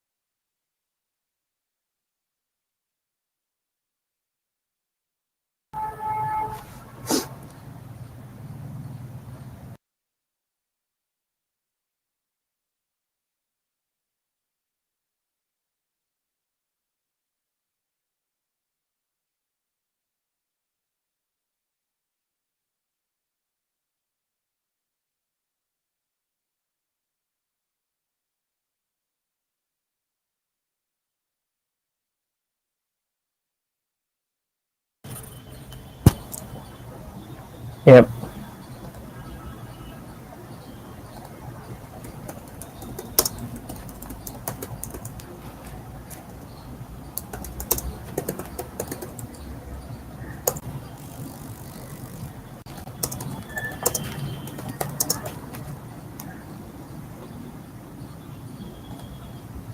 But that's okay. So, Uh, okay. I will. Hello. Yeah. I will turn off the um, webcam. I think it's interfering with the network. okay. So I make you. Okay. Exactly. Yeah. The slides are still available, right?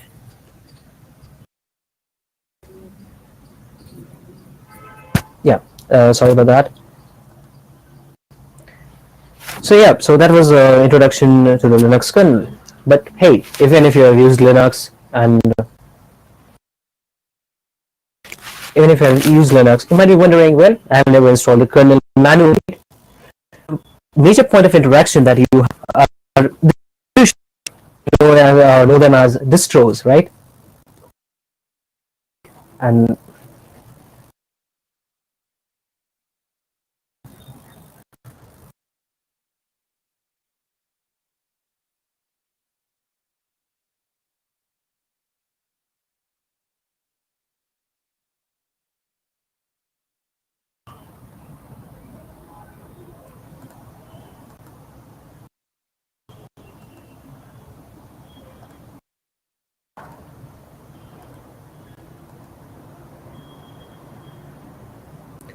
so this is a nice diagram depicting all the Linux distros. It's a periodic table of Linux distros. I don't think even this list is complete. So we can see, so whatever we are using, like maybe Ubuntu, Linux Mint, Fedora, or Arch Linux, every one of them are Linux distributions. So that is what we are generally using, fetching the ISO from the website, running it on a USB flash drive, and running it on our PCs. So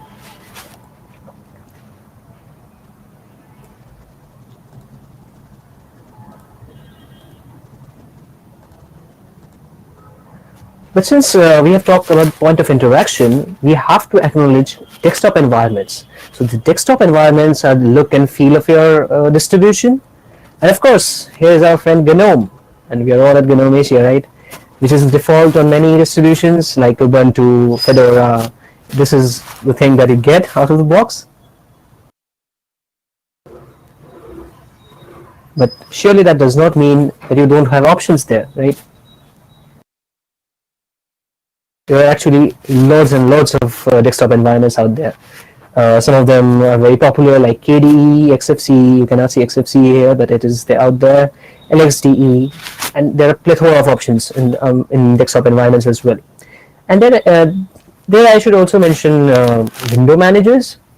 Well, window managers are categorically very different from desktop environments. Desktop environments come bundled with like a lot of daemons and applications and different kinds of things. But window managers are basically things like they are bare bones window managers. They do exactly what they say, right?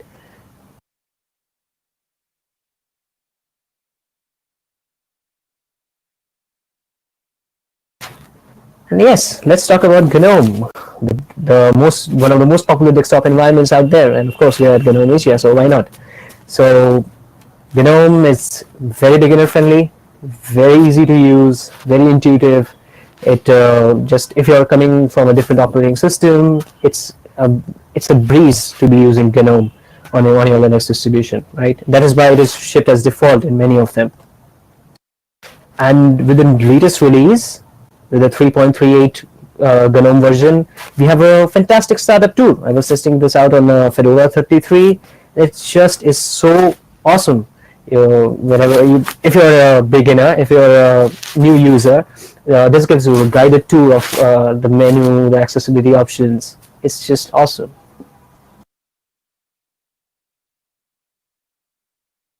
So yeah, so we have talked about the distributions, the desktop environments, window managers, So the very important part of Linux, understanding Linux, is that everything in Linux is files. So the directory hierarchy is very important, which we can see on the left side of our screens. I will not go into explaining each of them, but most of the user space thing happens in the home directory, where most of the interaction that you will be doing is in the home directory. And on the right side, we can see some terminal commands, which are, I think the RM is the dangerous one. Don't use that much often. But other than that, these are CLI commands. Even your config files, even if you install applications, the config files, the various files you have will all be stored as files. So you can just open them up, edit them. It's great. But hey, you might be saying that I don't use command line, I'm not comfortable using the command line. We have awesome GUI apps as well for file management. Here it is, here we can see the GNOME files or Nautilus.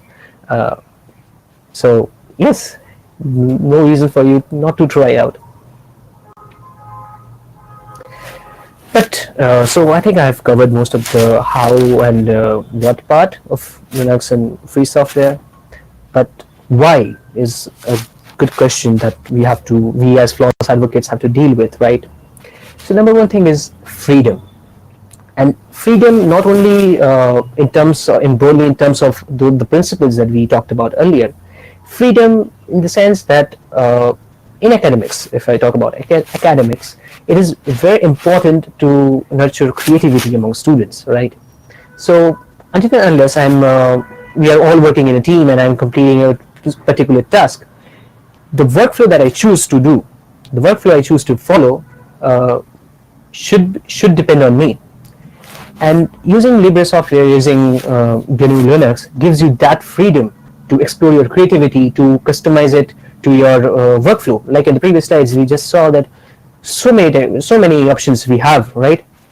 If you're not comfortable with one application, you can choose an alternative. If you're not comfortable with, say, a desktop environment, you can just use a window manager or switch to an alternate desktop environment. If you're not comfortable with running one distribution, you can just change the distribution altogether and you will still be running the Linux kernel, right? So this is a very important part of that. Open source, of course, we have been talking about open source as well.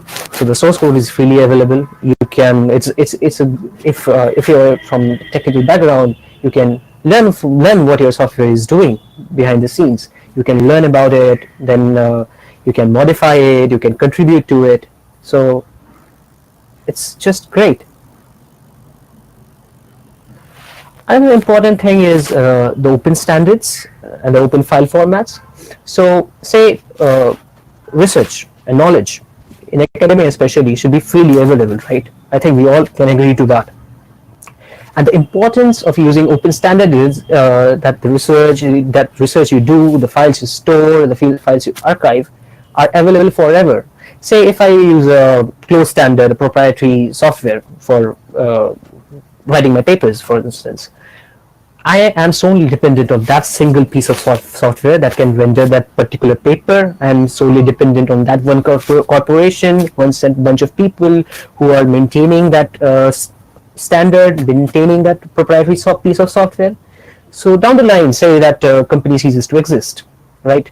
That standard ceases to exist, that knowledge will be lost forever. So it's very important that in academia we use open standards, open file formats to store files, because as it is implicated in high schools and universities, knowledge should be freely available and should be, and if we are to archive knowledge and research papers and different kinds of stuff, open standards is the way to go.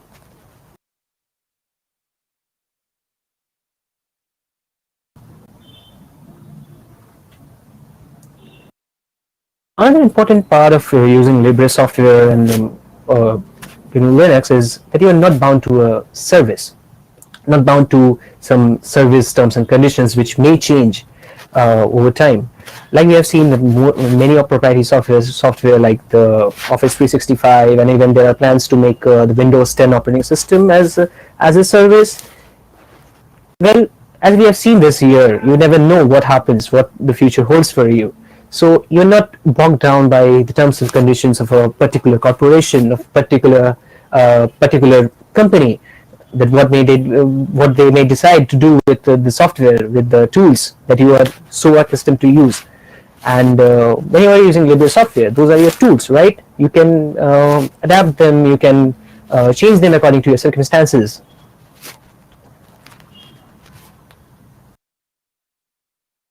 Another important part is that most of us who have adopted the FLOSS advocacy, or who are involved in open source software projects, because we love the community, right? And this is a very important part of academia. Knowledge is all about sharing, is all about communities, is all about students coming and sharing knowledge. So the community-driven part of open source and free software is a very valid reason that why you should be using more and more Libre software. Of course, I've been trying to avoid the free as in beer term, but most of the open source software is freely available. You can host it, you can use it. So henceforth, it's very cost effective as well.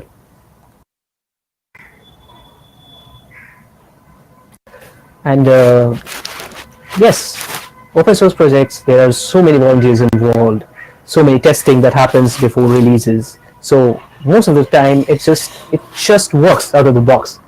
So it's fantastic. And of course, if you're running into bugs, you are free to report them. That is what the community-driven part of it is.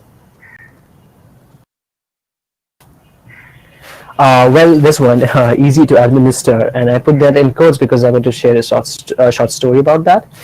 It was the summer of 2017 when our universities reopened, colleges reopened, and we walked into the computer labs, and most of the students were surprised when they booted their computers. They saw that Ubuntu logo, and and they were like, "What is this thing? We have never used Ubuntu. We are so used to Windows 7." And funnily enough, rumors started to spread that our college was caught pirating Windows software, and therefore there was some lawsuit going on, and they couldn't use Windows, and therefore they switched to Linux. But on further investigation, it happened to be that our college had hired a new system administrator. And what they said was, because I was in an engineering college and it was all about technical students, so they assumed that most of the folks would be quite used to Linux, and I quote him here that it's easier to administer.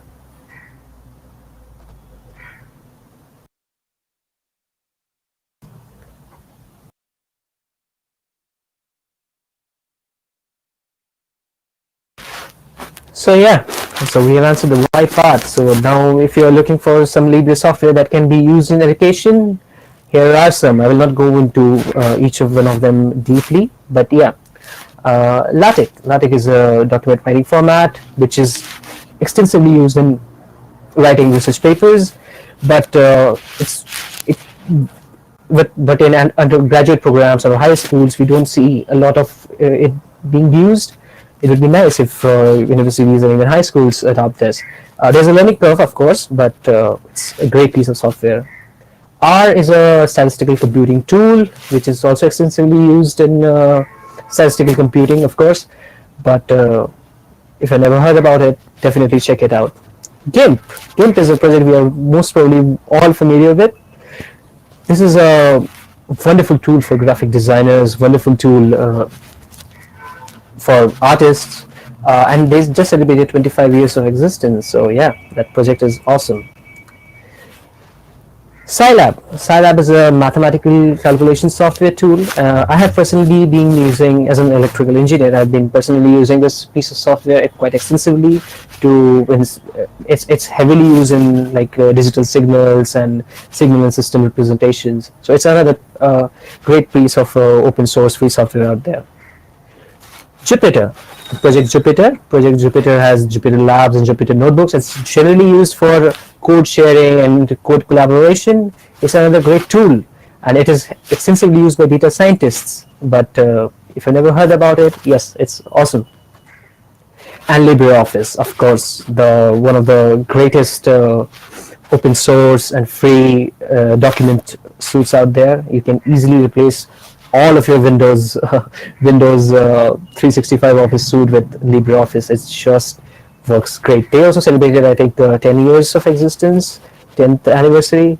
Another great piece of software. So, of course, this is just a few of them. You can go to this FSM maintains a long list of free software. So, if you're interested, you can visit there, and so great.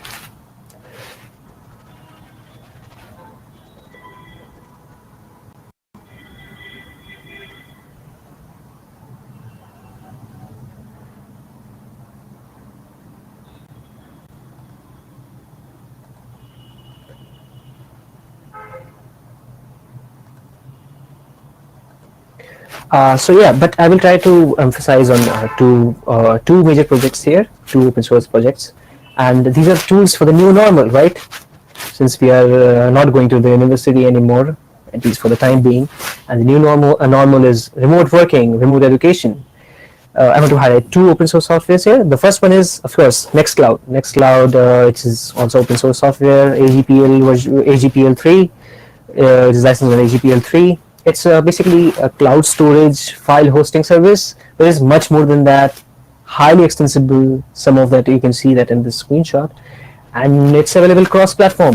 You can run it on Windows, Mac, Linux, of course, on Android and iOS, everywhere.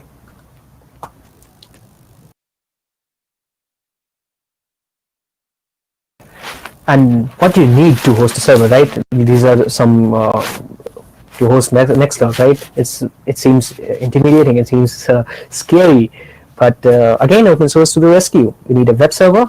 Apache is a great open source project, a great web server that you can use, and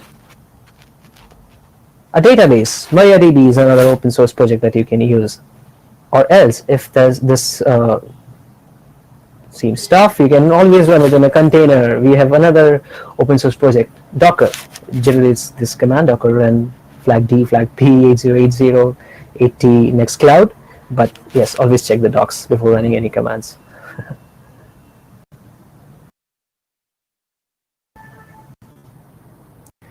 Yes, another interesting free and open source project that I wanted to emphasize on was Moodle. I don't know how many people here have heard about this project, but it's a great learning management system, a great tool for students, teachers, administrators in universities. It's also available cross-platform. So basically, the idea of Moodle is that teachers can create custom courses, in the screenshot, like in the screenshot pulled from the very website, you can see a psychology in cinema course, right? Teachers can upload courses, break them into different timetables so that students can learn at their own pace. Even grade student, even give students with reward students with badges and all that stuff. It's a great collaborative tool for a learning environment, and students can even share notes and share ideas among themselves. So it's very easy to administer as well. So it's a great tool for students, students, teachers, and administrators alike.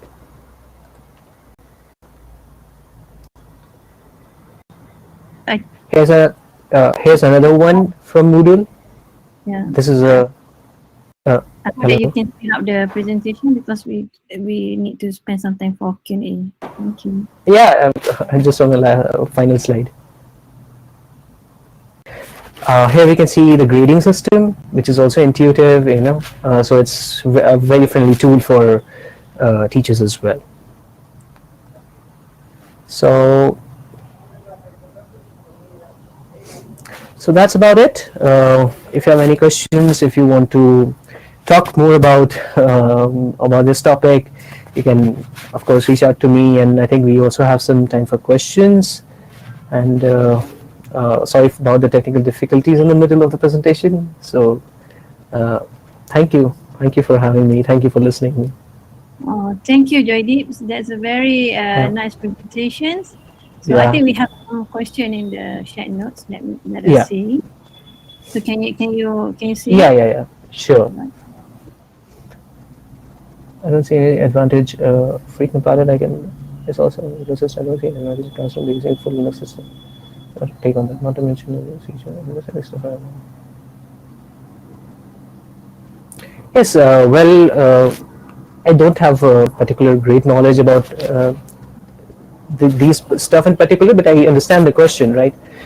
So my idea is when I answered why we should, support free and open source software completely, are the reasons I pointed out for. So personally, I would like to see that we are using more and more free software that is available to us, not available by means of some proprietary software. But yes, if this works for you, but I'm all for it, usability and accessibility. If this works for you, this is great. Even WSL is a great thing, right? Even if you're using Windows and you just want to run Linux for a few things, WSL is great. So if I am to highlight the major points from the presentation, why I say that why Libre software and open source projects and Linux is important in education, it is what I believe. But if it works for you, if it works for the universities, this is great. Yeah. I hope that answers the question. Do you have any difficulties when you're working in a group with your friends, or let's say your friends working on a Microsoft Office, for example, like or about not only on Office and Windows, right? The major problem for all FLOSS advocates alike is there's one issue of marketing, right? Proprietary software ecosystems have marketed quite well the products, and people generally don't want to switch, or they are used to it, and so by these presentations, I'm just trying to provide compelling reasons that why you should be using Libre software, why you should be using Linux. But ultimately, as I said, it all depends on usability and accessibility. If you are comfortable with one thing, and I'm also open for creativity, right? If your workflow suits with them, yeah, be happy with what tool you're using. That's my take on that. All right, let's see if there is any more questions.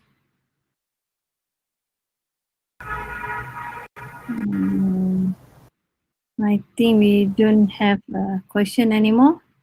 Okay. So very many thanks, Sujadi, for Thank you, and I apologize for the technical difficulties in the middle of the presentation. That's okay, no worries. So yeah. So Okay. we go to the next Thank you, everyone. Have a great conference.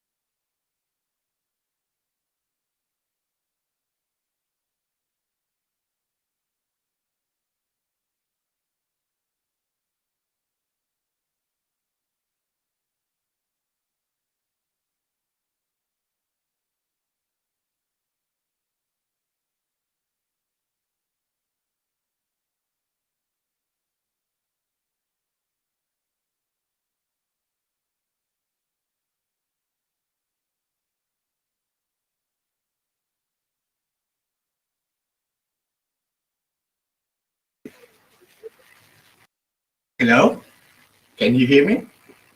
Hello, yes, I can hear you now. Yes. Loud and clear, Puppet. Loud and clear. Loud and clear.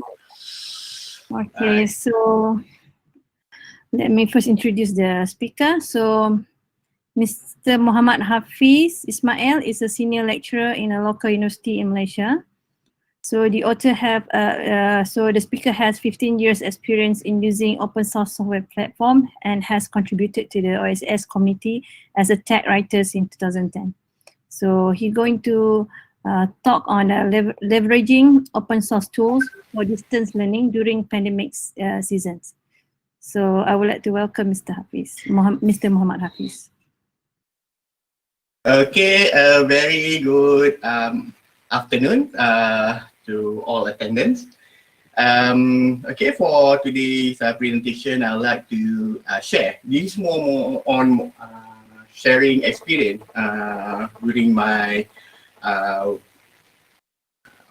experience while teaching and learning in university, while the government has imposed a lockdown during COVID-19 pandemic spread. So,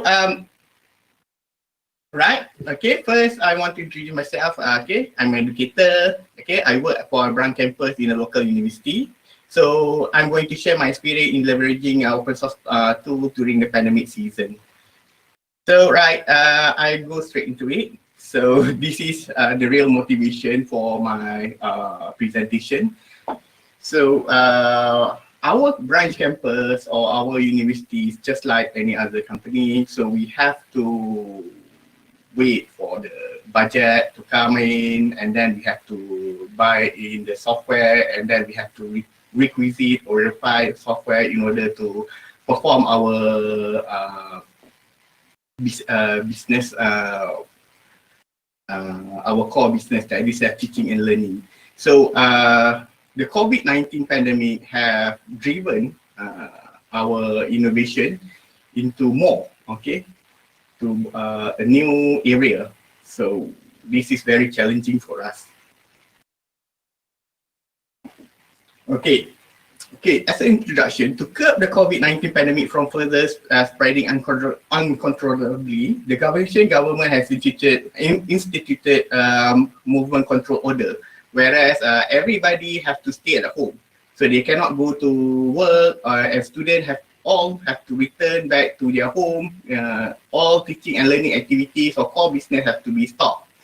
So at first, we all thought this would only have disrupted our teaching and learning for about 2 weeks. And then things would return to the normal after 2 weeks.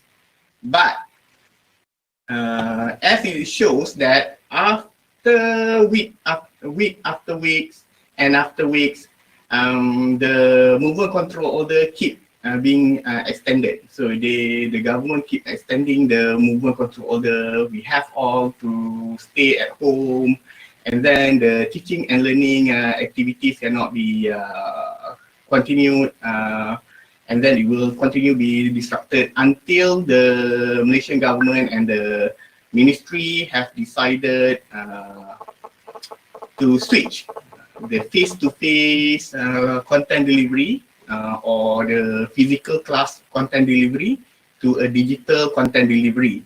So this switch has been done, and this decision has been done almost overnight, okay, almost suddenly. So in a flash, we have to change our paradigm of content delivery from face-to-face or physical classroom towards online digital content almost overnight. So converting a face-to-face class and activity online and flip classroom in a short notice is not an easy task, because most of the subject that we have taught on our campus does not have online content, online notes or PDF. We just have a minimum PDF content, or at least a minimum slide in Impress format. But we have almost zero video content, only a selected courses that have video content. And then some of them, and some of the video content are incomplete. They have a patch. Okay, the content delivery may have a patchy, and then they are not optimized enough for non-face-to-face delivery and what's not. So basically, we are all caught unprepared. These also apply to other branch campuses too. So it's very hard on the instructors, to the lecturers, and then to the students. So very hard to adapt. And then at the same time, most of us are not trained to give lectures over online platform. So we do not have the necessary tools. Even before this, our campuses and then our university do not give us sufficient training to do content development digitally. So we are all are trained to give instruction in a physical classroom, but not enough on digital content. So we all have to learn this on the spot. So COVID-19 forced us to change this approach almost immediately. So these are some of the problems of what happened when COVID-19 pandemic has hit us. So we have a lack of proper preparation. So the government haven't foreseen that. Our university haven't foreseen this would happen. And then we are totally unprepared to deliver our teaching and learning delivery to online learning in a short period of time. And then, as I mentioned before, we have lack of digital teaching and learning materials. So we do not, we have a little bit this or that content that is recorded on digital format, but it's not our day-to-day way of delivering teaching and learning material on a digital manner or throughout online platform. So we have very little syllabus coverage that are available digitally for the student due to the very short notice. And then furthermore, and this is a very stressful for us, especially the educators and the students, is that we do not have access to licensed software, because most of the licensed software are network licensed. So meaning that you have to be physically present inside the campus and then use the local area network inside the campus in order to use the proprietary software provided by the ministry or provided by university for us to continue our teaching and learning. But that option is no longer available since most of us are working at home and studying at home. So students are cut off from the campus network. It means that a lot of them would not be able to access these proprietary software to continue their learning activities.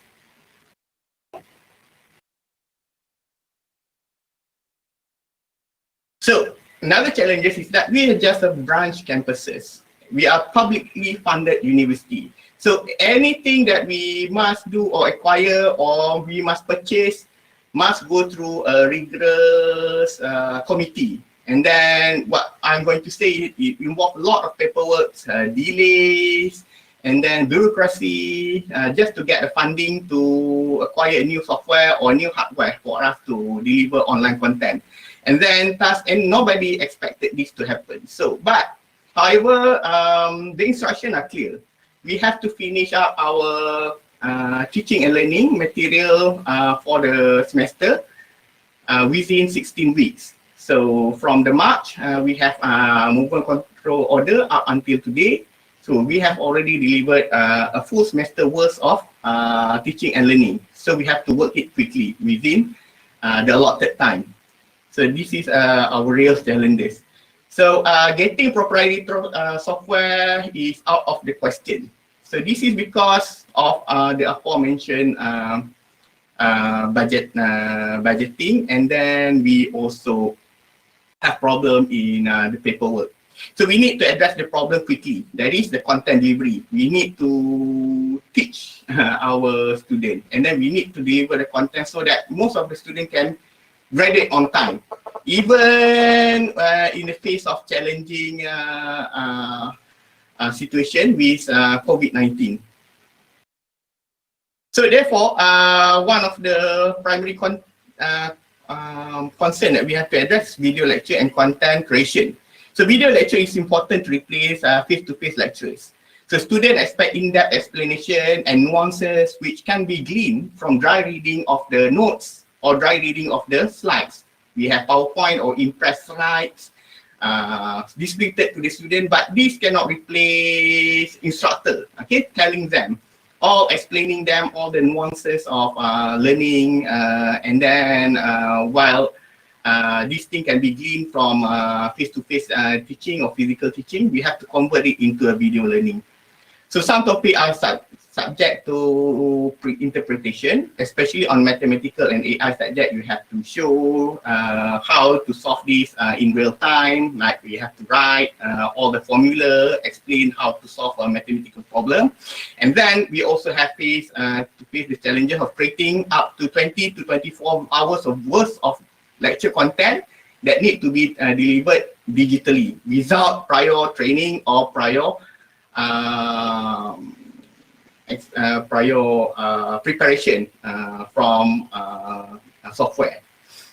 So certain video creation utility is expensive, which relies on software licenses, and purchasing is hampered due to legal and bureaucratic reasons and cannot be realistically done in a timely manner. So therefore, we have to rely on open source software. So enter OBS. OBS is an open broadcaster software, which is free and open source software for video recording and live lecture streaming. So we have to explore a lot of alternatives. So one of the alternatives is that we have to rely on open source software, that is open broadcasting software. Okay, the advantage of OBS is that it is a cross-platform and have a host of powerful features. That is, it has overlays. So if you look at my video stream right now, I'm using the open source OBS, okay, open source broadcasting software, to deliver my lecture to you, okay, my talk to you. So instead of relying on just plain web camera, I can put at the back of my background, post a video or instructional background so that the student can get more ideas on what they are learning. So I can make my lectures much more interesting and much more lively, so that the student would not feel that they are left out, even that they have to be quarantined at home. So these are some of the features of the OBS that I find useful while creating a content. So it has a full HD resolution video. It is able to deliver even 4K video. And then it is a cross-platform tool. It can be used on Mac OS, Linux operating system, and even Windows operating system. And then it supports multiple scenes and multiple overlays, graphical overlays. It can create a very professional content feeling. And then it is intuitive and easy to use. And then it also have a green screen support, just like what you are seeing in my video feed right now. Okay, I can be sitting at the office, and then I can also be sitting outside the campuses. And then I can also show the movement of atoms behind my virtual scenes and so on. And then it also have a live monitor and screen capture, which I can show instructional programming and coding to the student. So this is some of my setup of OBS Home Studio. So I have to set up my green screen. So actually my green screen is not a green screen, it's a repurposed tablecloth used as a green screen. So it is a purple screen, repurposed as a green screen. So this is a setup that I have to use at home, and OBS has enabled this. So this is the screenshot of OBS Studio. Okay, I can relate to the studio, and then I can put an overlay. Okay, even I can put a text. I can create an explainable studio. So based on OBS Studio, I am able to create a lot of content. Okay, this content I just created 5 months ago. That is during the COVID-19 pandemic and also movement control order. So if you look over here, most of the video content is uploaded over 5-6 months ago, 1 month ago.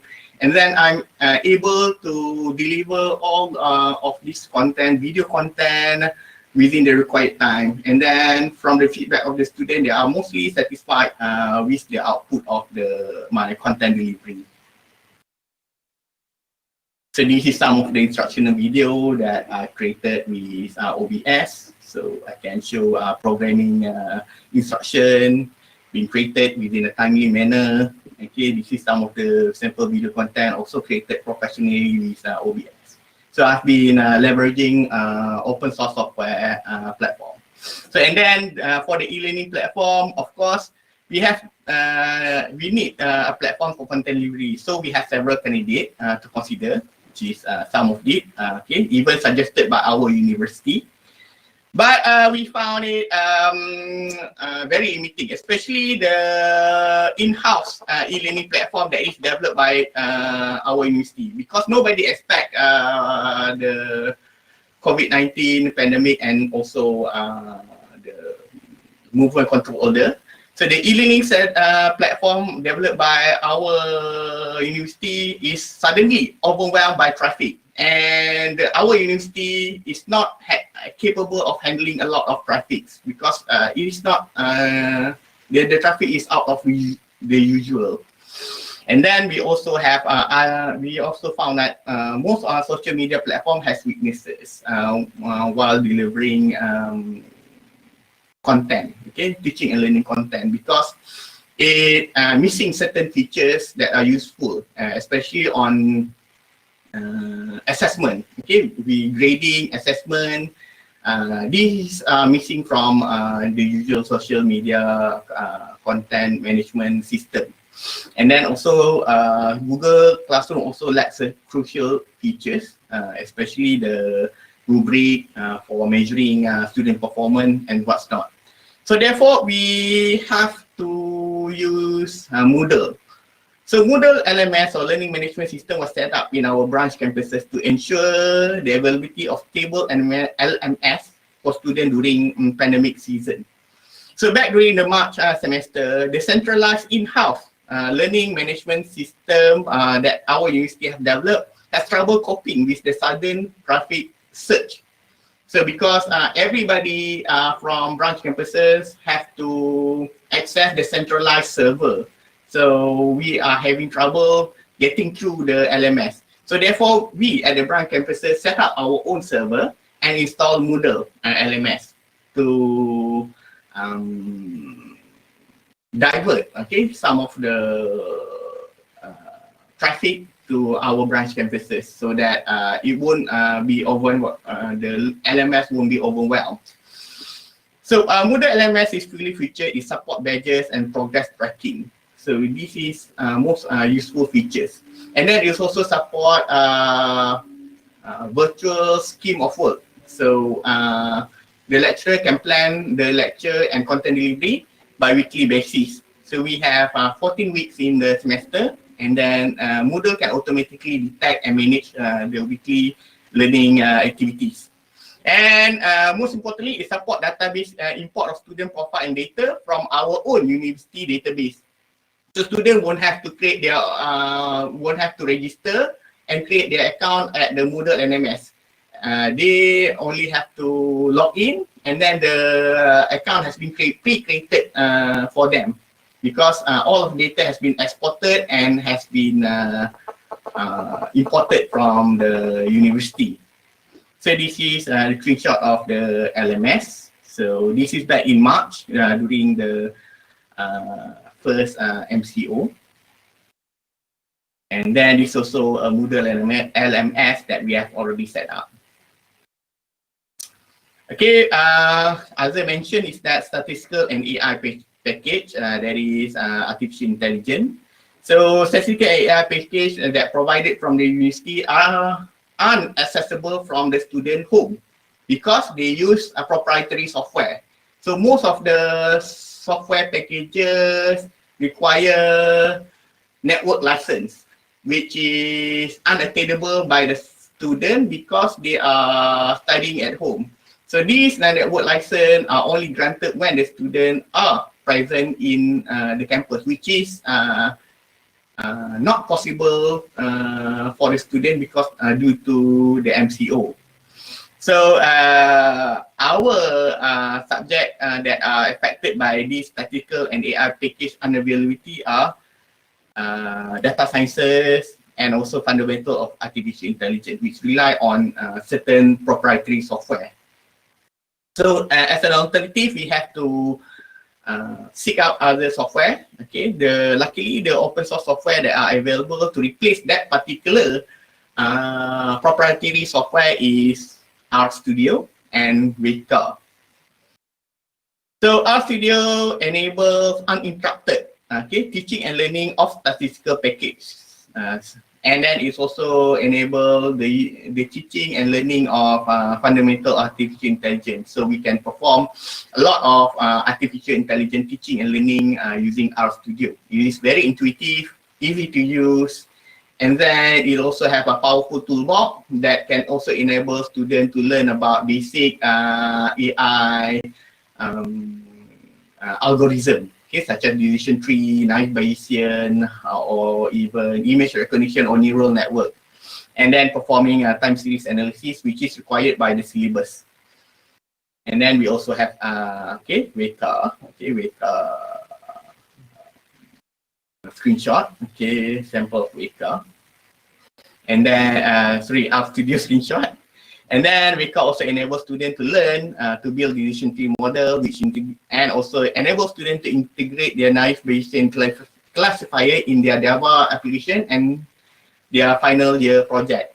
And Weka can fulfill distance learning objectives without depending with network license proprietary software. Okay, as a conclusion, right? As a conclusion, I'd like to reiterate that this is just sharing of my experience, my personal experience during the lockdown. So because we are all have been cut off from our proprietary software licenses. So, and even then, we have to create or generate our own video content to replace our face-to-face content delivery to the student. And then this is all have time limit because the semester is supposed to start in March and then ending in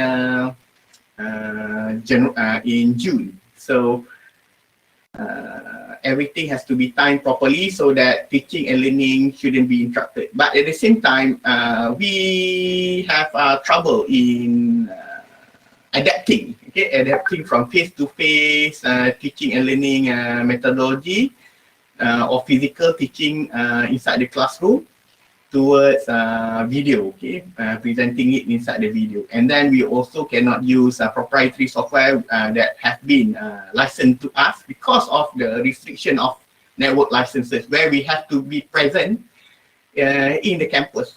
And at the same time, we cannot go to the campus and have to work at home because of the pandemic and then because of the government edict that we have to stay at home, to protect the life.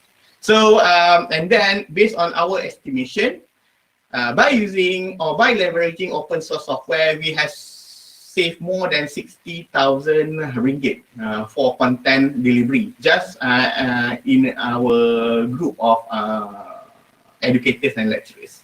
So this is a very effective way of saving the public money, public money. So 60,000 ringgit is almost equal to 15,000 US dollars. So from my experience, it can be seen that using open source software is nothing to be ashamed of or thinking of. It can create even professionally good-looking video. And then you can obviously create and manage online digital content with open source software. So I think that's all for my sharing session for today. So thank you to all who have been listening. So I think I'm going to hand back the mic back to the moderator. Right. Thank you, Mr. Hafiz. It was a very pleasure to hear from you. And if you don't mind, would you take a look at the shared notes on the left side? There's supposed to be a question for you, I think. Yes. There's one question for you, I think. Okay. Okay, I'm going to read the chat notes over there. So yes, please. Okay. what's your take on the software spending? Okay, some of the commercial software are very good and have a large user base. How do you think that we can change the perspective? So I think I'm not qualified to give this opinion, but because I'm just what we call it, I'm just executing the policy. So I'm not a policy maker. So, but from what I can see that most of our government spending, especially on educator sector, they are trying to invest in software which are in demand in the job market. So in the job market, if certain job market, or if you look at the job suite, or even on job application where they need software requirement, you will notice some of the listed job requirement might require certain proprietary software. And because certain job spec require this proprietary software, which I don't think I would mention here, this would put a pressure to the tertiary education sector. So as a university, so university have to be pressured to produce graduates that must be fluent in that certain proprietary software. So this is how the feedback goes. So if the industry keep demanding us to produce graduates with certain proprietary software proficiency, so the tertiary education also have to produce graduates with certain proficiency inside those proprietary software. So it is industry demand, okay, like industry demand. Another one there. Okay, demand from, okay, this is a follow-up software, I think. Demand from the job market can change. Even spending too much on software can be detrimental. Should we focus on skills and knowledge? Yes, I think that is a very good point. So that's why I think delivering skill and knowledge should be a top priority for the tertiary education from the university.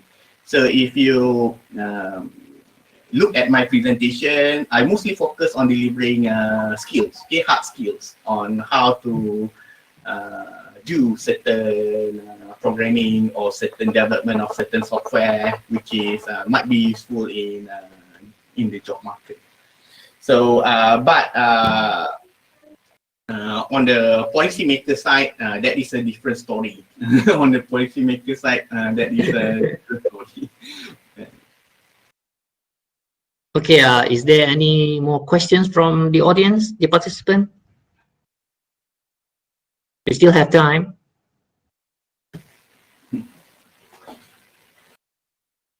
Okay, if not, I would like again to thank Mr. Hafiz for his very fine and insightful presentation. And we will take a break from here, and we'll see you again at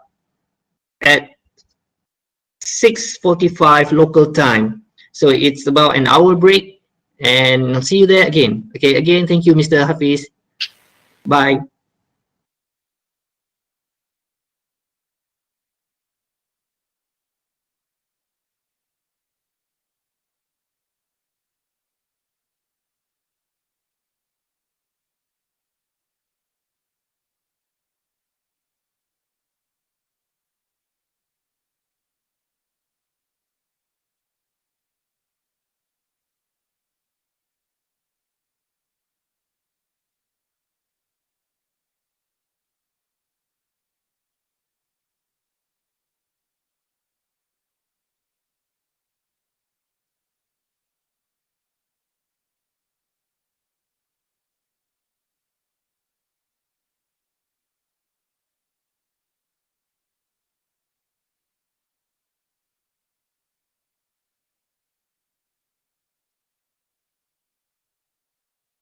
Tuan, boleh tolong clearkan skrin ni?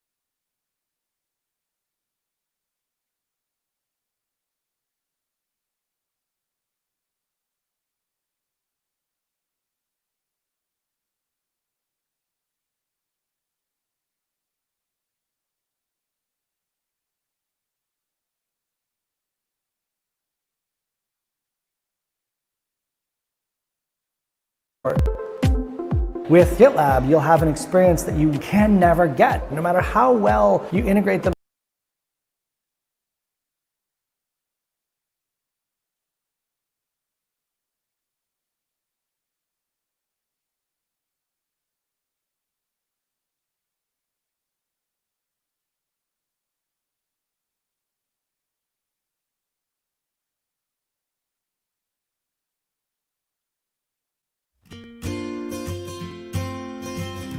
The GNOME team is proud to present the new 3.38 release.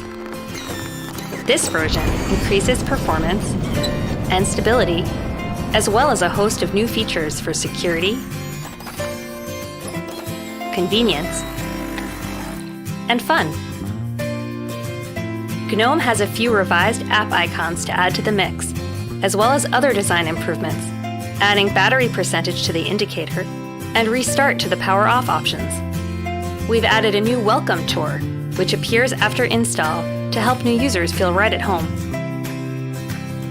Application launchers can now be rearranged and organized and moved in the grid to reflect what's important to you. This allows you to make the app grid your own, as well as making it easier to find apps when you need them. With the newly designed fingerprint dialog, setup is a breeze. You can now log into GNOME with just a simple touch. We've also added parental control settings, giving you more control over what your child can access. Sharing your computer's Wi-Fi is easier than ever with the addition of a scannable QR code to connect your mobile devices. GNOME response time is now faster while using monitors with different refresh rates.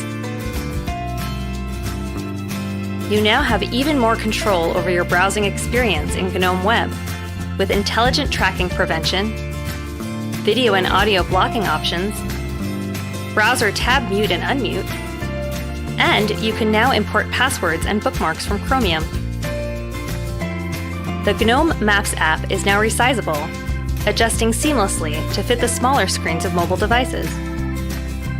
There's certainly a lot to enjoy in GNOME 3.38. We hope you enjoy using it as much as we enjoy making it.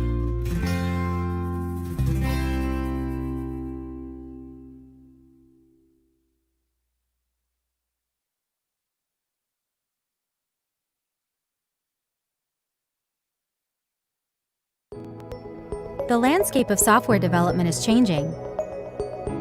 Today's users expect applications that are always on and accessible everywhere. To keep up, centralized apps are shifting to distributed cloud services, built and run by teams all around the world. With all of this complexity, software teams need a DevOps solution that enables them to become faster and more efficient while staying secure and reliable. Luckily, there's GitLab, a complete DevOps platform delivered as a single application. Get powerful collaboration capabilities like agile planning, version control, and code review, multi-cloud CI/CD that enables you to deploy anywhere, and built-in security and monitoring right out of the box. GitLab makes you fast, so you can meet business demand and react to disruptions. GitLab makes you efficient, helping you improve productivity, reduce rework, and work from anywhere, all while helping you build and maintain trust as you reduce vulnerabilities, streamline auditing, and stay compliant. What's more, everyone can contribute to this open source application, so GitLab is continuously improving. Are you ready to deliver better products faster, work more efficiently, and reduce security and compliance risk? Try GitLab today.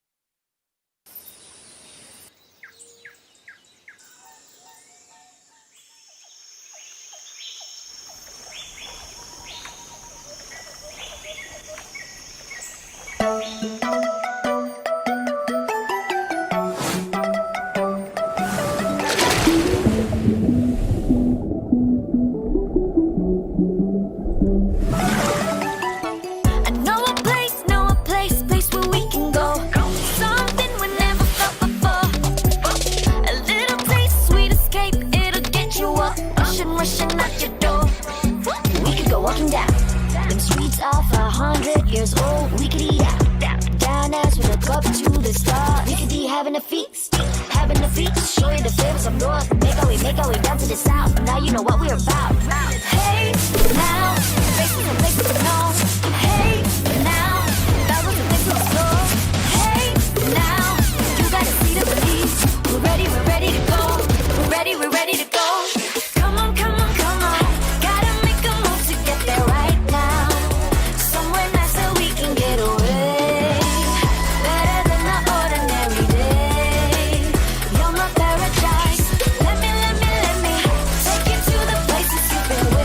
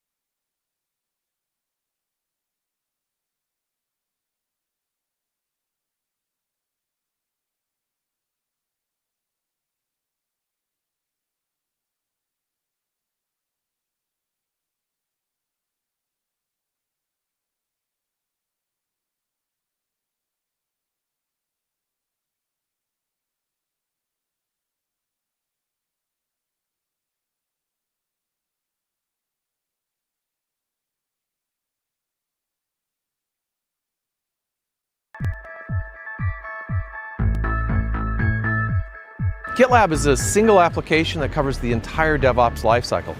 It's a single application for the whole development team to work together. We went from just version control to now 10 stages of the DevOps lifecycle. The scope of the product is 10 times as big as when we started. We're finding all the time that the more we add to GitLab, the better it becomes. One of the things that was really positively viewed from my management was how our roadmap and GitLab's roadmap seem on the same path. We want less people managing things, more computers managing things, we want more automation, we want less spaghetti tying all the different tools together. So a lot of that lines up really well. At this point, we're not ready for the things that GitLab has right now. For me, I think the thing that's really unique is not only just that we do all of this scope, but that it is how deeply the scope is integrated. The single application really enables a class of solutions that just weren't possible before. With GitLab, you'll have an experience that you can never get. No matter how well you integrate them, no matter how much time you spend on your central IT group putting the pieces together, you just can't do the same things that we can do. And that's really, really powerful.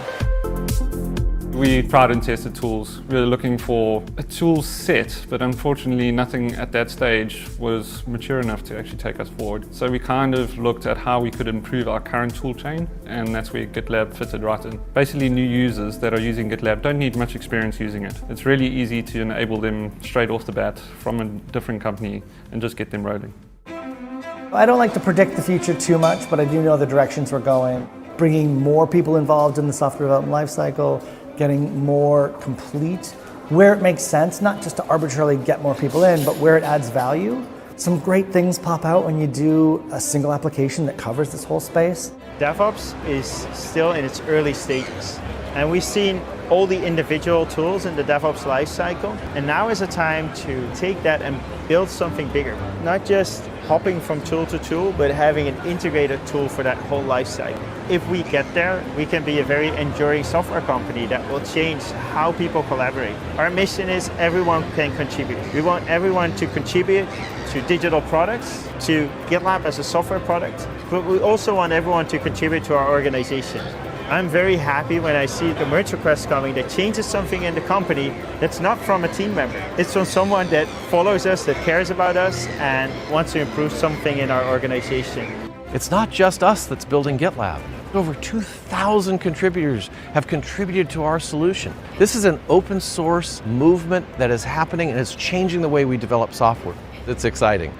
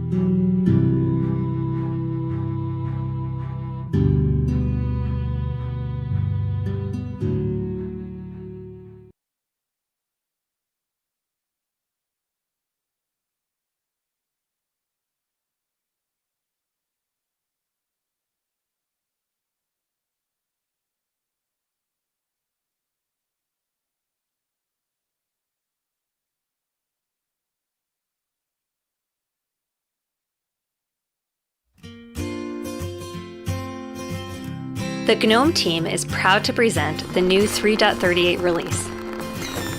This version increases performance and stability, as well as a host of new features for security, convenience, and fun. GNOME has a few revised app icons to add to the mix, as well as other design improvements, adding battery percentage to the indicator and restart to the power off options. We've added a new welcome tour, which appears after install to help new users feel right at home. Application launchers can now be rearranged and organized and moved in the grid to reflect what's important to you. This allows you to make the app grid your own, as well as making it easier to find apps when you need them. With the newly designed fingerprint dialog, setup is a breeze. You can now log into GNOME with just a simple touch. We've also added parental control settings, giving you more control over what your child can access. Sharing your computer's Wi-Fi is easier than ever with the addition of a scannable QR code to connect your mobile devices. GNOME response time is now faster while using monitors with different refresh rates. You now have even more control over your browsing experience in GNOME Web with intelligent tracking prevention, video and audio blocking options, browser tab mute and unmute, and you can now import passwords and bookmarks from Chromium. The GNOME Maps app is now resizable, adjusting seamlessly to fit the smaller screens of mobile devices. There's certainly a lot to enjoy in GNOME 3.38. We hope you enjoy using it as much as we enjoy making it.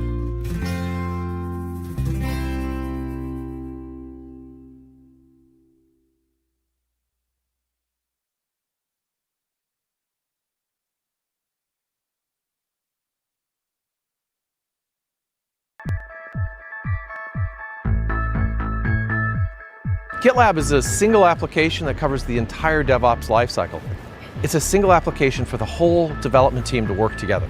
We went from just version control to now 10 stages of the DevOps lifecycle. The scope of the product is 10 times as big as when we started. We're finding all the time that the more we add to GitLab, the better it becomes. One of the things that was really positively viewed from my management was how our roadmap and GitLab's roadmap seem on the same path. We want less people managing things, more computers managing things. We want more automation. We want less spaghetti tying all the different tools together. So a lot of that lines up really well. At this point, we're not ready for the things that GitLab has right now. For me, I think the thing that's really unique is not only just that we do all of this scope, but that it is how deeply the scope is integrated. The single application really enables a class of solutions that just weren't possible before. With GitLab, you'll have an experience that you can never get. No matter how well you integrate them, no matter how much time you spend on your central IT group putting the pieces together, you just can't do the same things that we can do. And that's really, really powerful.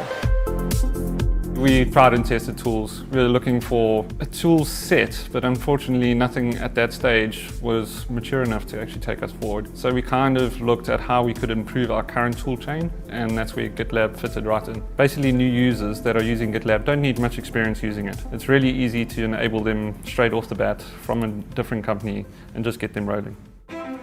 I don't like to predict the future too much, but I do know the directions we're going. Bringing more people involved in the software development lifecycle, getting more complete, where it makes sense, not just to arbitrarily get more people in, but where it adds value.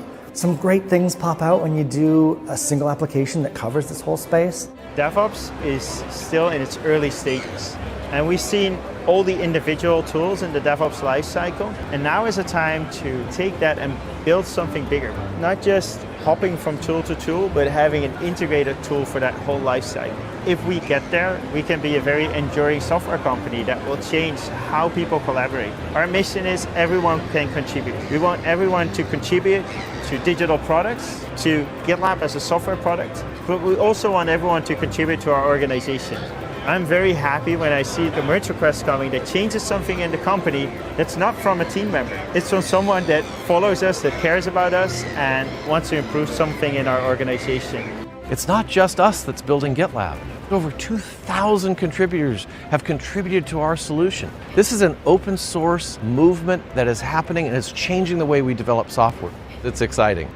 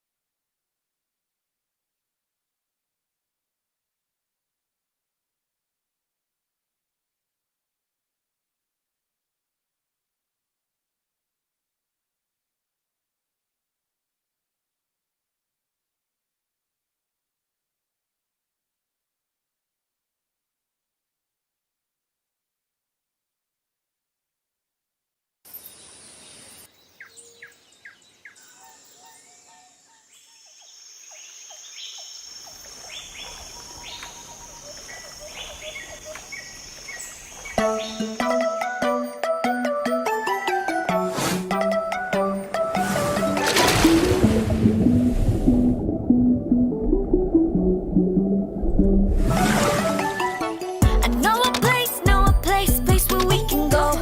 Something we never felt before. A little taste, sweet escape, it'll get you up. Rushing out your door. We could go walking down them streets of 100 years old. We could eat out down as we look up to the stars. We could be having a feast, show you the flavors of north. Make our way down to the south. Now you know what we're about. Hey, now, faces and places to know. Hey, now, thousands of places to explore. Hey, now, you gotta see the belief. We're ready to go. We're ready to go. Come on. Gotta make a move to get there right now. Somewhere nice so we can get away. Better than the ordinary day. You're my paradise. Let me take you to the places you've been wishing.